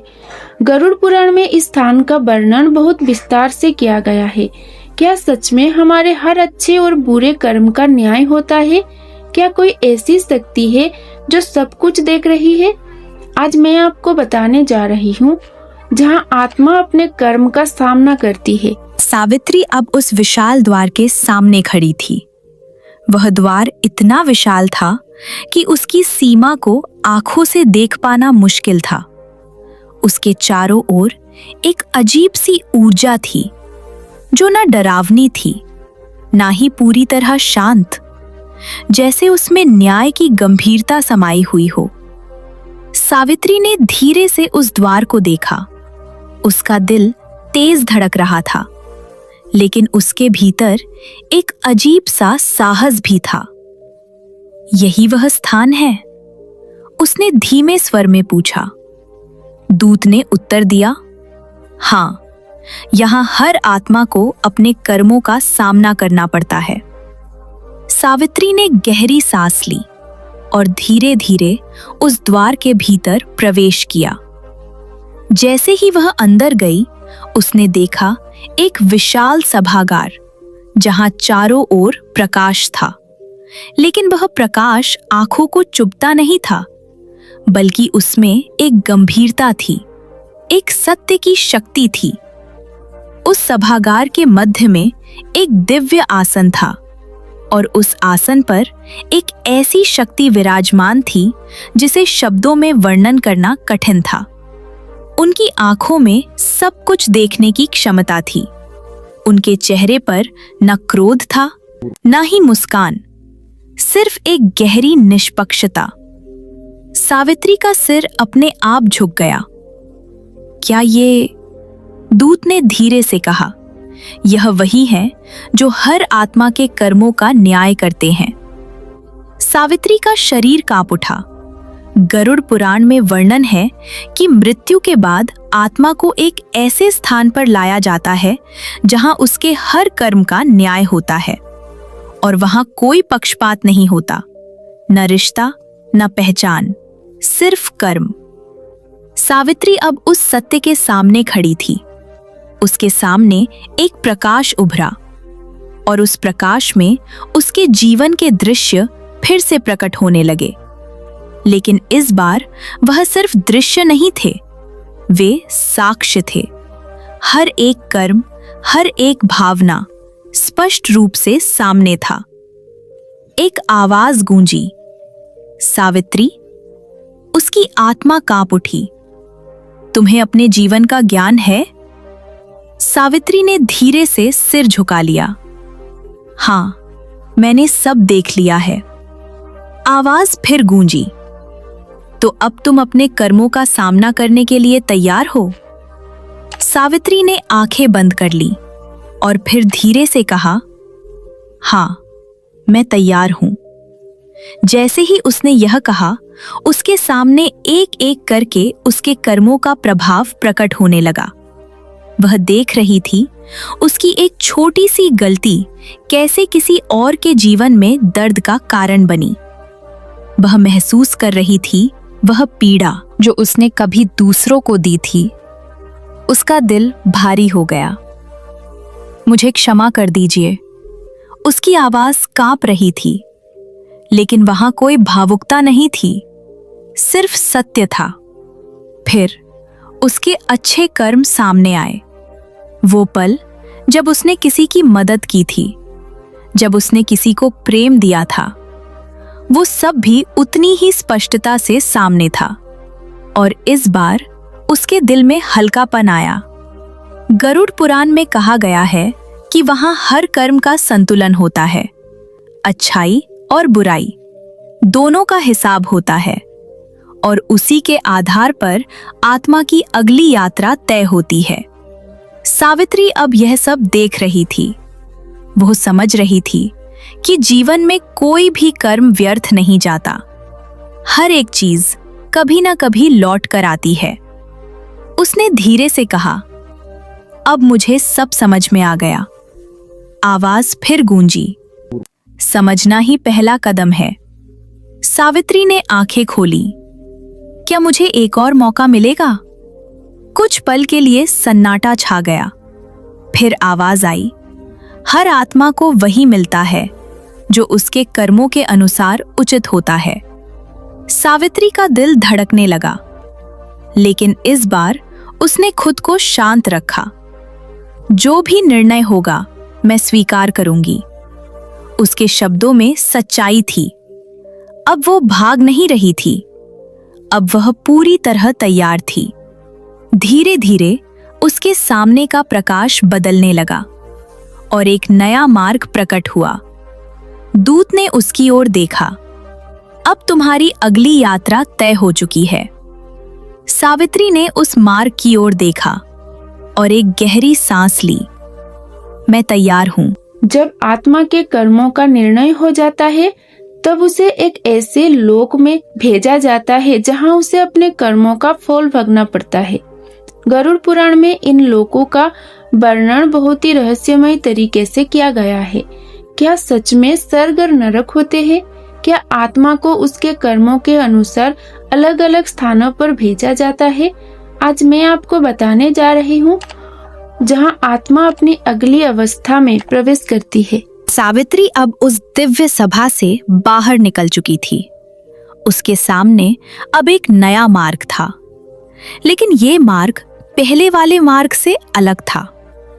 अब उसमें अंधकार नहीं था, बल्कि एक अजीब सी ऊर्जा थी, जैसे ये मार्ग उसे किसी विशेष स्थान की ओर ले जा रहा हो। सावित्री ने धीरे से दूतों की ओर देखा। अब मुझे कहाँ ले जाया जा रहा है?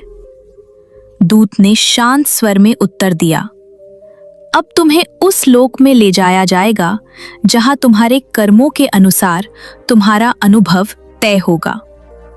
सावित्री ने गहरी सांस ली। उसके मन में हल्का सा भय भी था और एक जिज्ञासा भी। क्या वो स्थान अच्छा होगा या? उसकी बात अधूरी रह गई। दूत ने उसकी ओर देखा। यह तुम्हारे कर्मों पर निर्भर करता है। गरुड़ पुराण में कहा गया है कि मृत्यु के बाद आत्मा को उसके कर्मों के अनुसार अलग अलग लोकों में भेजा जाता है। कुछ आत्माएं स्वर्ग जैसे सुखद लोकों में जाती हैं, जहां उन्हें अपने अच्छे कर्मों का फल मिलता है, और कुछ आत्माएं ऐसे स्थानों पर जाती हैं जहां उन्हें अपने बुरे कर्मों का परिणाम भुगतना पड़ता है। सावित्री अब उसी सत्य की ओर बढ़ रही थी। धीरे धीरे उसके सामने का मार्ग बदलने लगा। एक ओर उसे एक बहुत सुंदर प्रकाश दिखाई दिया। वहां हर चीज चमक रही थी, जैसे वो स्थान बहुत शांत और आनंदमय हो। और दूसरी ओर एक गहरा अंधकार था, जहां से एक भारी सी ऊर्जा आ रही थी। सावित्री का दिल तेज धड़कने लगा। ये दोनों मार्ग? दूत ने कहा, हर आत्मा को अपने कर्मों के अनुसार इनमें से एक मार्ग पर जाना होता है। सावित्री ने अपने आप से पूछा, मैं किस मार्ग पर जाऊंगी? उसके मन में उसके कर्म घूमने लगे, उसकी अच्छाइयां, उसकी गलतियां, सब कुछ। उसने आंखें बंद कर ली। हे प्रभु, जो उचित हो वही दीजिए। उसकी आवाज में अब पूरी तरह समर्पण था। कुछ पल के लिए सन्नाटा छा गया। फिर अचानक उसके सामने का मार्ग स्पष्ट होने लगा। वो पूरी तरह अंधकारमय नहीं था और ना ही पूरी तरह प्रकाशमय, बल्कि उसमें दोनों का मिश्रण था। दूत ने कहा, तुम्हारे कर्मों में अच्छाई भी है और कुछ अपूर्णताएं भी, इसलिए तुम्हारी यात्रा संतुलित होगी। सावित्री ने धीरे से सिर झुका लिया। मैं स्वीकार करती हूं। अब वह उस मार्ग पर चलने लगी। धीरे धीरे उसके चारों ओर के दृश्य बदलने लगे। कभी उसे बहुत सुंदर स्थान दिखाई देता जहां हर चीज शांत और सुखद थी, जैसे वो किसी स्वर्गीय स्थान पर हो। वो हल्कापन महसूस करती, उसका मन प्रसन्न हो जाता। फिर अचानक दृश्य बदल जाता और उसे एक भारीपन महसूस होता, जैसे कोई अदृश्य बोझ उसे दबा रहा हो। वो घबरा जाती। गरुड़ पुराण में कहा गया है कि आत्मा को अपने कर्मों के अनुसार विभिन्न अनुभवों से गुजरना पड़ता है। यह अनुभव ही उसे सिखाते हैं और उसे आगे के लिए तैयार करते हैं। सावित्री अब यह सब महसूस कर रही थी। वह समझ रही थी कि जीवन में जो कुछ हमने किया वही अब हमारे सामने आ रहा है। एक पल के लिए उसने एक बहुत सुंदर दृश्य देखा, एक बगीचा जहां फूल खिले हुए थे और वहां एक दिव्य शांति थी। वह उस बगीचे में चली गई। उसे लगा जैसे उसका मन पूरी तरह शांत हो गया है। यह स्थान कितना सुंदर है, उसने कहा। दूत ने उत्तर दिया, यह तुम्हारे अच्छे कर्मों का फल है। सावित्री की आंखों में आंसू आ गए। तो अच्छाई सच में लौटती है। फिर कुछ ही समय बाद वह दृश्य बदल गया। अब वह एक ऐसे स्थान पर थी जहां उसे भारीपन महसूस हो रहा था, जैसे उसके अंदर कुछ उसे परेशान कर रहा हो। यह क्या है? उसने घबराकर पूछा। दूत ने कहा, यह तुम्हारे उन कर्मों का परिणाम है जो अधूरे या गलत थे। सावित्री चुप हो गई। अब उसे पूरी तरह समझ में आ गया था कि जीवन में हर एक कर्म का महत्व है। कोई भी चीज छोटी नहीं होती। हर एक भावना, हर एक शब्द, सब कुछ महत्वपूर्ण होता है। धीरे धीरे वह उन सभी अनुभवों से गुजरती रही और हर अनुभव के साथ वह और भी ज्यादा समझदार होती गई। उसकी आत्मा अब हल्की होने लगी थी, क्योंकि वह अपने हर अनुभव को स्वीकार कर रही थी। गरुड़ पुराण हमें यही सिखाता है कि यह यात्रा सजा नहीं है, यह एक सीख है, एक अवसर है जहां आत्मा अपने कर्मों को समझती है और खुद को शुद्ध करती है। सावित्री अब उसी शुद्धिकरण की प्रक्रिया में थी। वह अब डर नहीं रही थी, बल्कि सीख रही थी, समझ रही थी और आगे बढ़ रही थी। जब आत्मा अपने कर्मों के फल को भोग लेती है तब क्या होता है? क्या ये यात्रा यही समाप्त हो जाती है या फिर एक नई शुरुआत होती है? गरुड़ पुराण में बताया गया है कि मृत्यु के बाद आत्मा एक ऐसी प्रक्रिया से गुजरती है जहां से उसका पुनर्जन्म तय होता है। क्या सच में हम बार बार जन्म लेते हैं? और यदि हाँ, तो कैसे तय होता है कि अगला जन्म कैसा होगा? आज मैं आपको बताने जा रही हूँ, जो जीवन और मृत्यु के सबसे गहरे चक्र को उजागर करता है। सावित्री अब उन सभी अनुभवों से गुजर चुकी थी। उसने अपने अच्छे और बुरे कर्मों का फल महसूस किया। उसने सुख भी देखा और पीड़ा भी। लेकिन अब उसके भीतर एक अजीब सी शांति थी, जैसे वह किसी गहरे ज्ञान को प्राप्त कर चुकी हो। वह अब पहले जैसी नहीं रही थी। उसकी आत्मा अब हल्की थी और पहले से कहीं अधिक जागृत। उसने धीरे से चारों ओर देखा। अब वह स्थान बदल चुका था। न वह बगीचा था, न वह भारीपन, बल्कि एक शून्य जैसा स्थान था जहां सब कुछ स्थिर था।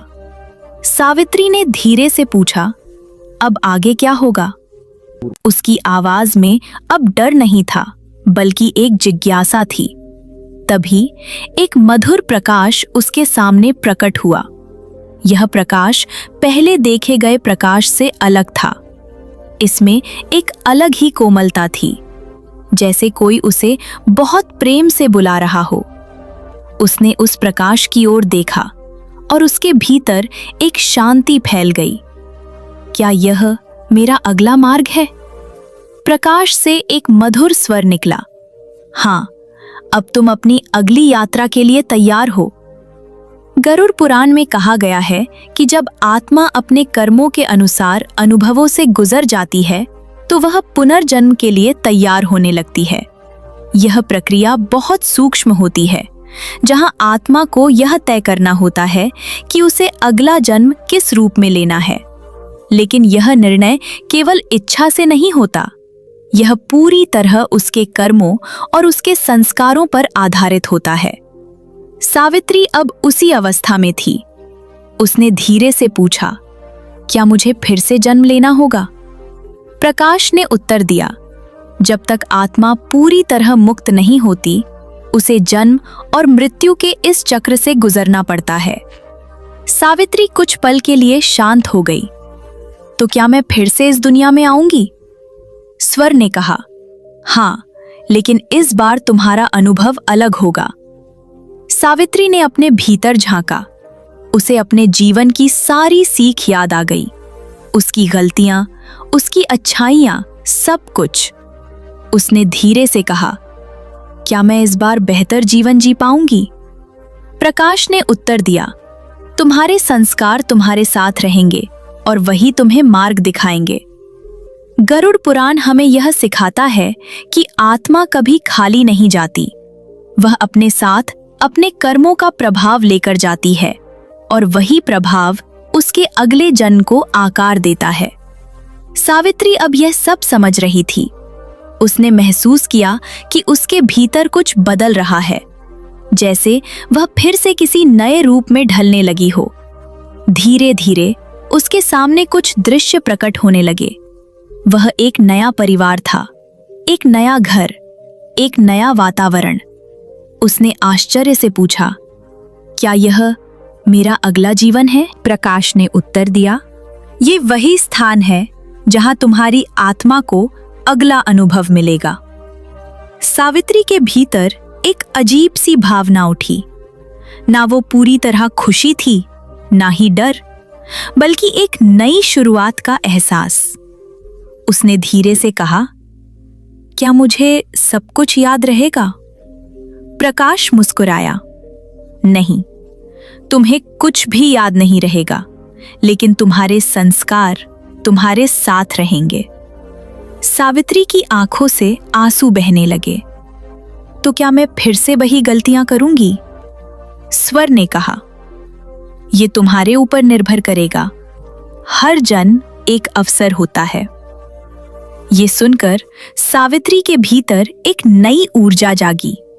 अब उसे समझ में आ गया था कि जीवन एक सजा नहीं है, ये एक अवसर है, एक मौका है जहां आत्मा खुद को बेहतर बना सकती है। धीरे धीरे वो प्रकाश और भी तेज होने लगा और सावित्री को ऐसा महसूस हुआ जैसे वो उस प्रकाश में विलीन हो रही है। उसने आखिरी बार उस संसार को देखा जहां वो अभी थी, और फिर वो पूरी तरह उस प्रकाश में समा गई। कुछ समय बाद एक छोटे से घर में एक बच्चे का जन्म हुआ। उसकी आंखें खुली और उनमें एक अजीब सी गहराई थी, जैसे वो कोई पुरानी कहानी अपने साथ लेकर आया हो। वो बच्चा रो रहा था, लेकिन उसकी आत्मा वो एक नई यात्रा शुरू कर चुकी थी। गरुड़ पुराण हमें यही सिखाता है कि मृत्यु अंत नहीं है, ये सिर्फ एक परिवर्तन है, एक चक्र है जहां आत्मा बार बार जन्म लेती है जब तक वो पूरी तरह मुक्त नहीं हो जाती, और यही जीवन का सबसे बड़ा रहस्य है। सावित्री की आत्मा अब पुनर्जन्म की दहलीज तक पहुंच चुकी थी। वह उस प्रकाश में विलीन हो चुकी थी जहां से नई यात्रा शुरू होती है। लेकिन उसी क्षण कुछ ऐसा हुआ जिसने उसकी पूरी दिशा बदल दी।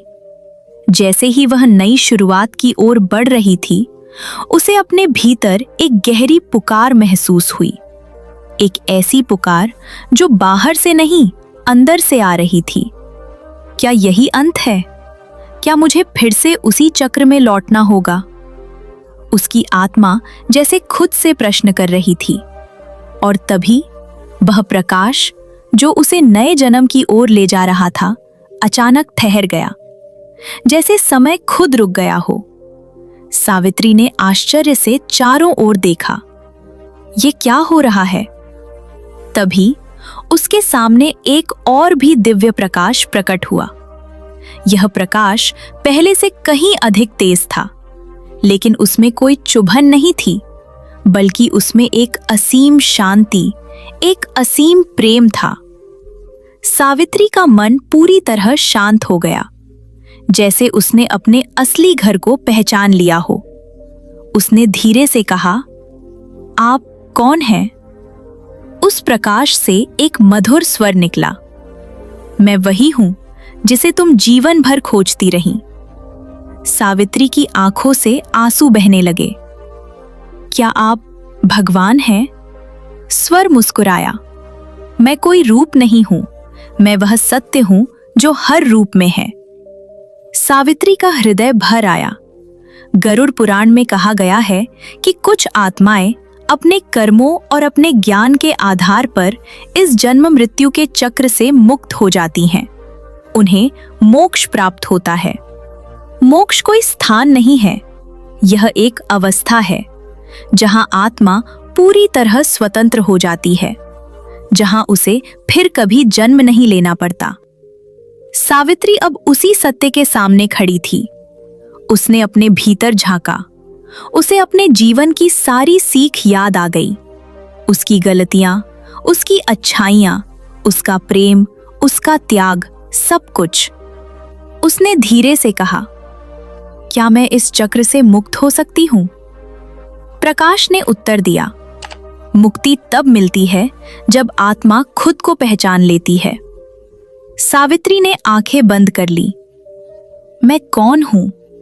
उसने खुद से पूछा, और उसी क्षण उसे एक गहरा अनुभव हुआ, जैसे उसके सारे प्रश्न मिट गए हों, जैसे वह अपने भीतर ही उस उत्तर को पा गई हो। मैं शरीर नहीं हूं, मैं मन नहीं हूं, मैं वह चेतना हूं जो इन सब को देख रही है। उसकी आत्मा जैसे जाग गई। गरुड़ पुराण हमें यही सिखाता है कि मोक्ष बाहर नहीं है, यह हमारे भीतर है। जब हम खुद को पहचान लेते हैं, तभी हम मुक्त हो जाते हैं। सावित्री अब उसी अवस्था में थी। उसने अपने सारे बंधनों को छोड़ दिया। न कोई इच्छा, न कोई डर, सिर्फ एक शुद्ध चेतना। प्रकाश ने उससे पूछा, क्या तुम तैयार हो सब कुछ छोड़ने के लिए? सावित्री ने बिना किसी हिचकिचाहट के कहा, हां। उसके शब्दों में अब कोई द्वंद्व नहीं था, सिर्फ समर्पण था। और उसी क्षण वह प्रकाश उसे अपने भीतर समेटने लगा। धीरे धीरे सावित्री की आत्मा उस प्रकाश में विलीन होने लगी, जैसे एक बूंद समुद्र में मिल जाती है। न कोई अलग अस्तित्व, न कोई अलग पहचान, सिर्फ एकता, एक पूर्णता। उसने आखिरी बार महसूस किया एक असीम शांति, एक ऐसा आनंद जिसे शब्दों में नहीं बताया जा सकता। और फिर वह पूरी तरह उस प्रकाश में समा गई। अब न सावित्री थी, न उसका नाम, न उसका रूप, सिर्फ चेतना थी, सिर्फ अस्तित्व था। गरुड़ पुराण हमें यही अंतिम सत्य बताता है कि जीवन का उद्देश्य सिर्फ जीना नहीं है, बल्कि खुद को पहचानना है। जब तक हम अपने आप को शरीर मानते हैं, हम इस चक्र में बंधे रहते हैं। लेकिन जब हम समझ जाते हैं कि हम आत्मा हैं, तभी हम मुक्त हो जाते हैं। सावित्री की कहानी यही समाप्त नहीं होती, क्योंकि वह अब किसी एक रूप में नहीं है। वह हर उस आत्मा में है जो सत्य की खोज कर रही है। सावित्री की कहानी अब एक कथा नहीं रही थी, वह एक अनुभव बन चुकी थी। एक ऐसा अनुभव जो हर उस व्यक्ति के भीतर जाग सकता है जो इस सत्य को समझने के लिए तैयार है। उसकी यात्रा जन्म से मृत्यु तक और मृत्यु से पुनर्जन्म या मोक्ष तक, यह सिर्फ उसकी नहीं थी, यह हर आत्मा की यात्रा है। हर इंसान जो इस दुनिया में जन्म लेता है, वह उसी मार्ग पर चल रहा होता है। फर्क सिर्फ इतना है कि कोई उस मार्ग को समझकर चलता है और कोई बिना समझे। गरुड़ पुराण हमें यह नहीं सिखाता कि मृत्यु से डरना चाहिए, बल्कि यह सिखाता है कि मृत्यु को समझना चाहिए, क्योंकि जो मृत्यु को समझ लेता है वह जीवन को सही तरीके से जीना सीख जाता है। सावित्री ने जब अपने जीवन को पीछे मुड़कर देखा तो उसे यह समझ में आया कि जीवन में जो सबसे महत्वपूर्ण है वह न धन है न प्रतिष्ठा, बल्कि हमारे कर्म है। हमारे द्वारा दिए गए प्रेम, हमारी सच्चाई, हमारा व्यवहार, यही सब अंत में हमारे साथ रहता है। जब शरीर छूट जाता है तो कोई रिश्ता साथ नहीं जाता, कोई नाम, कोई पहचान, सिर्फ आत्मा जाती है और उसके साथ जाते हैं उसके कर्म। और यही सबसे बड़ा सत्य है जिसे हम जीवन भर नजरअंदाज करते रहते हैं। हम छोटी छोटी बातों में उलझे रहते हैं, कभी किसी से ईर्ष्या, कभी किसी से क्रोध, कभी किसी से नफरत, लेकिन हम यह भूल जाते हैं कि एक दिन यह सब खत्म हो जाएगा और तब सिर्फ हमारे कर्म ही हमारे सामने होंगे। सावित्री की आत्मा ने जब अपने कर्मों को देखा तो उसे यह समझ में आया कि हर एक छोटा कर्म भी महत्वपूर्ण है। एक छोटा सा प्रेम का भाव किसी के लिए बहुत बड़ा सहारा बन सकता है और एक छोटा सा कठोर शब्द किसी के दिल को गहरा आघात दे सकता है। इसलिए जीवन का हर पल, हर शब्द, हर भावना बहुत मूल्यवान है। गरुड़ पुराण हमें यही सिखाता है कि हमें अपने जीवन को इस तरह जीना चाहिए कि जब हम पीछे मुड़कर देखें तो हमें पछतावा न हो, बल्कि संतोष हो। सावित्री ने जब अंत में अपने आप को पहचाना तो उसे यह समझ में आया कि वह कभी भी इस शरीर तक सीमित नहीं थी। वह हमेशा से एक आत्मा थी, एक चेतना, जो इस शरीर के माध्यम से इस संसार का अनुभव कर रही थी। और जब यह अनुभव पूरा हुआ तो वह आगे बढ़ गई। यही जीवन का चक्र है और यही उसका सत्य भी। लेकिन इस चक्र से बाहर निकलना भी संभव है जब हम अपने असली स्वरूप को पहचान लेते हैं, जब हम ये समझ जाते हैं कि हम शरीर नहीं बल्कि आत्मा है, तभी हम मुक्त हो सकते हैं। और यही मोक्ष है। मोक्ष का मतलब कहीं जाना नहीं है, बल्कि खुद को जानना है। अपने भीतर उस सत्य को पहचानना है जो कभी बदलता नहीं, जो हमेशा था, हमेशा है और हमेशा रहेगा। सावित्री की कहानी हमें ये भी सिखाती है कि हमें मृत्यु से डरना नहीं चाहिए, क्योंकि मृत्यु कोई दुश्मन नहीं है, वह एक मित्र है जो हमें एक अवस्था से दूसरी अवस्था में ले जाती है, जो हमें एक नया अवसर देती है या फिर हमें मुक्त कर देती है। इसलिए जब तक हम इस जीवन में हैं, हमें इसे पूरी सच्चाई और जागरूकता के साथ जीना चाहिए। हमें अपने कर्मों को शुद्ध करना चाहिए, अपने मन को शांत करना चाहिए और अपने भीतर झांकना चाहिए, क्योंकि अंत में हमारे साथ सिर्फ हम ही रह जाते हैं, हमारी आत्मा और उसका सत्य। सावित्री की कहानी अब समाप्त हो चुकी है, लेकिन उसका संदेश, उसका ज्ञान हमेशा जीवित रहेगा। हर उस दिल में जो इसे सुनकर अपने जीवन को बदलने का निर्णय लेता है। अगर आज आपने इस कहानी को सिर्फ सुना नहीं बल्कि महसूस किया है, तो एक बार अपने आप से जरूर पूछिए, क्या मैं सही तरीके से जी रहा हूं? क्योंकि एक दिन हम सबको ये यात्रा करनी है और उस दिन हमारे साथ सिर्फ हमारे कर्म होंगे। इस पूरी कथा का सार केवल एक कहानी नहीं है, ये जीवन का आईना है, एक ऐसा दर्पण जिसमें अगर इंसान सच में झांक ले तो उसका पूरा अस्तित्व बदल सकता है। सावित्री की यात्रा जन्म से लेकर मृत्यु तक और मृत्यु से आगे वास्तव में हर उस आत्मा की यात्रा है जो इस धरती पर आई है, जी रही है और एक दिन चली जाएगी। ये कथा हमें धीरे धीरे उस सत्य के करीब ले जाती है जिससे हम जीवन भर भागते रहते हैं। जब सावित्री ने अपने अंतिम क्षणों में अदृश्य शक्तियों को देखा तो वह कोई चमत्कार नहीं था, वो एक संकेत था कि इस संसार के परे भी एक सत्य है, एक ऐसा आयाम जिसे हम अपनी आंखों से नहीं देख पाते, लेकिन वह हमेशा हमारे आसपास मौजूद रहता है। ये हमें ये सिखाता है कि जीवन केवल वही नहीं है जो हम देख सकते हैं, बल्कि उससे कहीं अधिक गहरा है। जब उसने अपनी पूरी जिंदगी को एक पल में देखा तो वह कोई कल्पना नहीं थी, वह उसके हर कर्म का सजीव प्रमाण था। ये हमें ये समझाता है कि जीवन का हर क्षण रिकॉर्ड हो रहा है। हर विचार, हर भावना, हर शब्द और हर कर्म, कुछ भी व्यर्थ नहीं जाता। सब कुछ वापस आता है और एक दिन हमारे सामने खड़ा हो जाता है। इसलिए ये जीवन एक जिम्मेदारी है, एक अवसर है जिसे हमें बहुत समझदारी से जीना चाहिए। जब दूत उसके सामने आए तो वह डर का प्रतीक नहीं थे, बल्कि न्याय और व्यवस्था के प्रतीक थे। ये हमें ये सिखाता है कि इस ब्रह्मांड में सब कुछ एक नियम के अनुसार चलता है। यहाँ कुछ भी बिना कारण नहीं होता। हर चीज का एक कारण है और हर कारण का एक परिणाम। ये संसार अराजक नहीं है, ये पूरी तरह संतुलित है। जब सावित्री ने अपने कर्मों का न्याय देखा तो उसे ये एहसास हुआ कि इस दुनिया में कोई भी चीज छुपी नहीं रहती। हम भले ही दूसरों से कुछ छुपा लें, लेकिन अपने आप से और इस ब्रह्मांड के नियमों से कुछ भी नहीं छुपा सकते। ये हमें सिखाता है कि सच्चाई से भागने का कोई फायदा नहीं, क्योंकि अंत में हमें अपने ही कर्मों का सामना करना पड़ता है।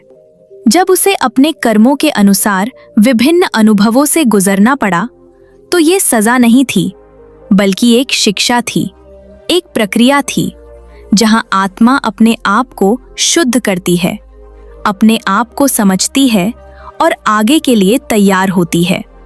ये हमें ये सिखाता है कि जीवन में आने वाली हर कठिनाई, हर दर्द वास्तव में एक अवसर है, एक सीख है जो हमें बेहतर बनाने के लिए आती है। जब वह पुनर्जन्म की ओर बढ़ी तो यह स्पष्ट हो गया कि जीवन एक निरंतर यात्रा है, एक चक्र है जो तब तक चलता रहता है जब तक आत्मा अपने असली स्वरूप को नहीं पहचान लेती। ये हमें ये सिखाता है कि हम केवल एक जीवन तक सीमित नहीं हैं। हमारी यात्रा बहुत लंबी है और हर जन्म एक नया अवसर है, एक नई शुरुआत। लेकिन इस पूरी यात्रा का सबसे गहरा और अंतिम सत्य तब सामने आया जब सावित्री ने मोक्ष को समझा। जब उसने ये जाना कि असली मुक्ति कहीं बाहर नहीं है, बल्कि हमारे भीतर है। जब इंसान अपने आप को पहचान लेता है, जब वह ये समझ जाता है कि वह शरीर नहीं है बल्कि एक शुद्ध चेतना है, तभी वह इस जन्म मृत्यु के चक्र से मुक्त हो सकता है। और यही इस पूरी कथा का सबसे बड़ा संदेश है कि जीवन का उद्देश्य केवल जीना नहीं है, बल्कि समझना है, अपने आप को जानना है, अपने कर्मों को शुद्ध करना है और उस सत्य को पहचानना है जो हमारे भीतर हमेशा से मौजूद है। हम इस दुनिया में आते हैं, कुछ समय के लिए रहते हैं, रिश्ते बनाते हैं, सपने देखते हैं और फिर एक दिन सब कुछ छोड़कर चले जाते हैं। लेकिन जो कभी नहीं जाता वो है हमारी आत्मा और हमारे कर्म। इसलिए अगर इस जीवन में कुछ सबसे ज्यादा महत्वपूर्ण है तो वो है हमारा व्यवहार, हमारा प्रेम, हमारी सच्चाई और हमारे कर्म। हमें ये समझना होगा कि हर एक पल की कीमत है, हर एक शब्द का असर है, हर एक भावना का परिणाम है। अगर हम ये समझ जाएं तो हम नफरत करना छोड़ देंगे, हम ईर्ष्या करना छोड़ देंगे, हम दूसरों को दुख देना छोड़ देंगे और हम इस जीवन को एक अलग ही दृष्टिकोण से जीने लगेंगे। एक ऐसा दृष्टिकोण जहां डर नहीं होगा, जहां लालच नहीं होगा, जहां सिर्फ शांति होगी और एक गहरी समझ होगी। और जब वो अंतिम क्षण आएगा जब हमारी सांसें धीमी होंगी और हमारी आंखें बंद होने लगेंगी, तब हमें डर नहीं लगेगा, क्योंकि हम जान चुके होंगे कि ये अंत नहीं है, ये सिर्फ एक नई शुरुआत है। और उस समय हम भी सावित्री की तरह मुस्कुरा सकेंगे और अपने दिल से कह सकेंगे, मैं तैयार हूं। अगर आपने इस पूरी कहानी को दिल से महसूस किया है तो एक पल के लिए अपनी आंखें बंद करके खुद से एक सवाल जरूर पूछिए, क्या मैं सही तरीके से जी रहा हूँ? क्योंकि ये जीवन जितना हमें बड़ा लगता है उतना है नहीं, और मृत्यु जितनी डरावनी लगती है उतनी है नहीं। डर हमें मृत्यु से नहीं लगता, डर हमें अपने अधूरे जीवन से लगता है, अपने अधूरे कर्मों से लगता है, उन बातों से लगता है जो हम सही होते हुए भी नहीं कर पाए। इसलिए आज से, अभी से अपने जीवन को बदलना शुरू कीजिए। थोड़ा कम गुस्सा कीजिए, थोड़ा ज़्यादा प्रेम कीजिए, थोड़ा कम नफरत कीजिए, थोड़ा ज़्यादा माफ़ कीजिए, क्योंकि अंत में ना अपना पैसा साथ जाएगा ना आपकी पहचान, सिर्फ आपके कर्म और आपकी आत्मा। और अगर आपने इस जीवन को सच्चाई, प्रेम और जागरूकता के साथ जी लिया तो वो अंतिम क्षण डर का नहीं बल्कि शांति का होगा, और आप भी मुस्कुराकर भेज पाएंगे, मैं तैयार हूँ। अगर इस कहानी ने आपके दिल को छुआ है तो इस वीडियो को जरूर लाइक कीजिए, इसे उन लोगों के साथ शेयर कीजिए जिन्हें इसकी ज़रूरत है। और ऐसे ही गहरे, सच्चे और आत्मा को छू लेने वाले ज्ञान के लिए हमारे चैनल को सब्सक्राइब करना ना भूलें।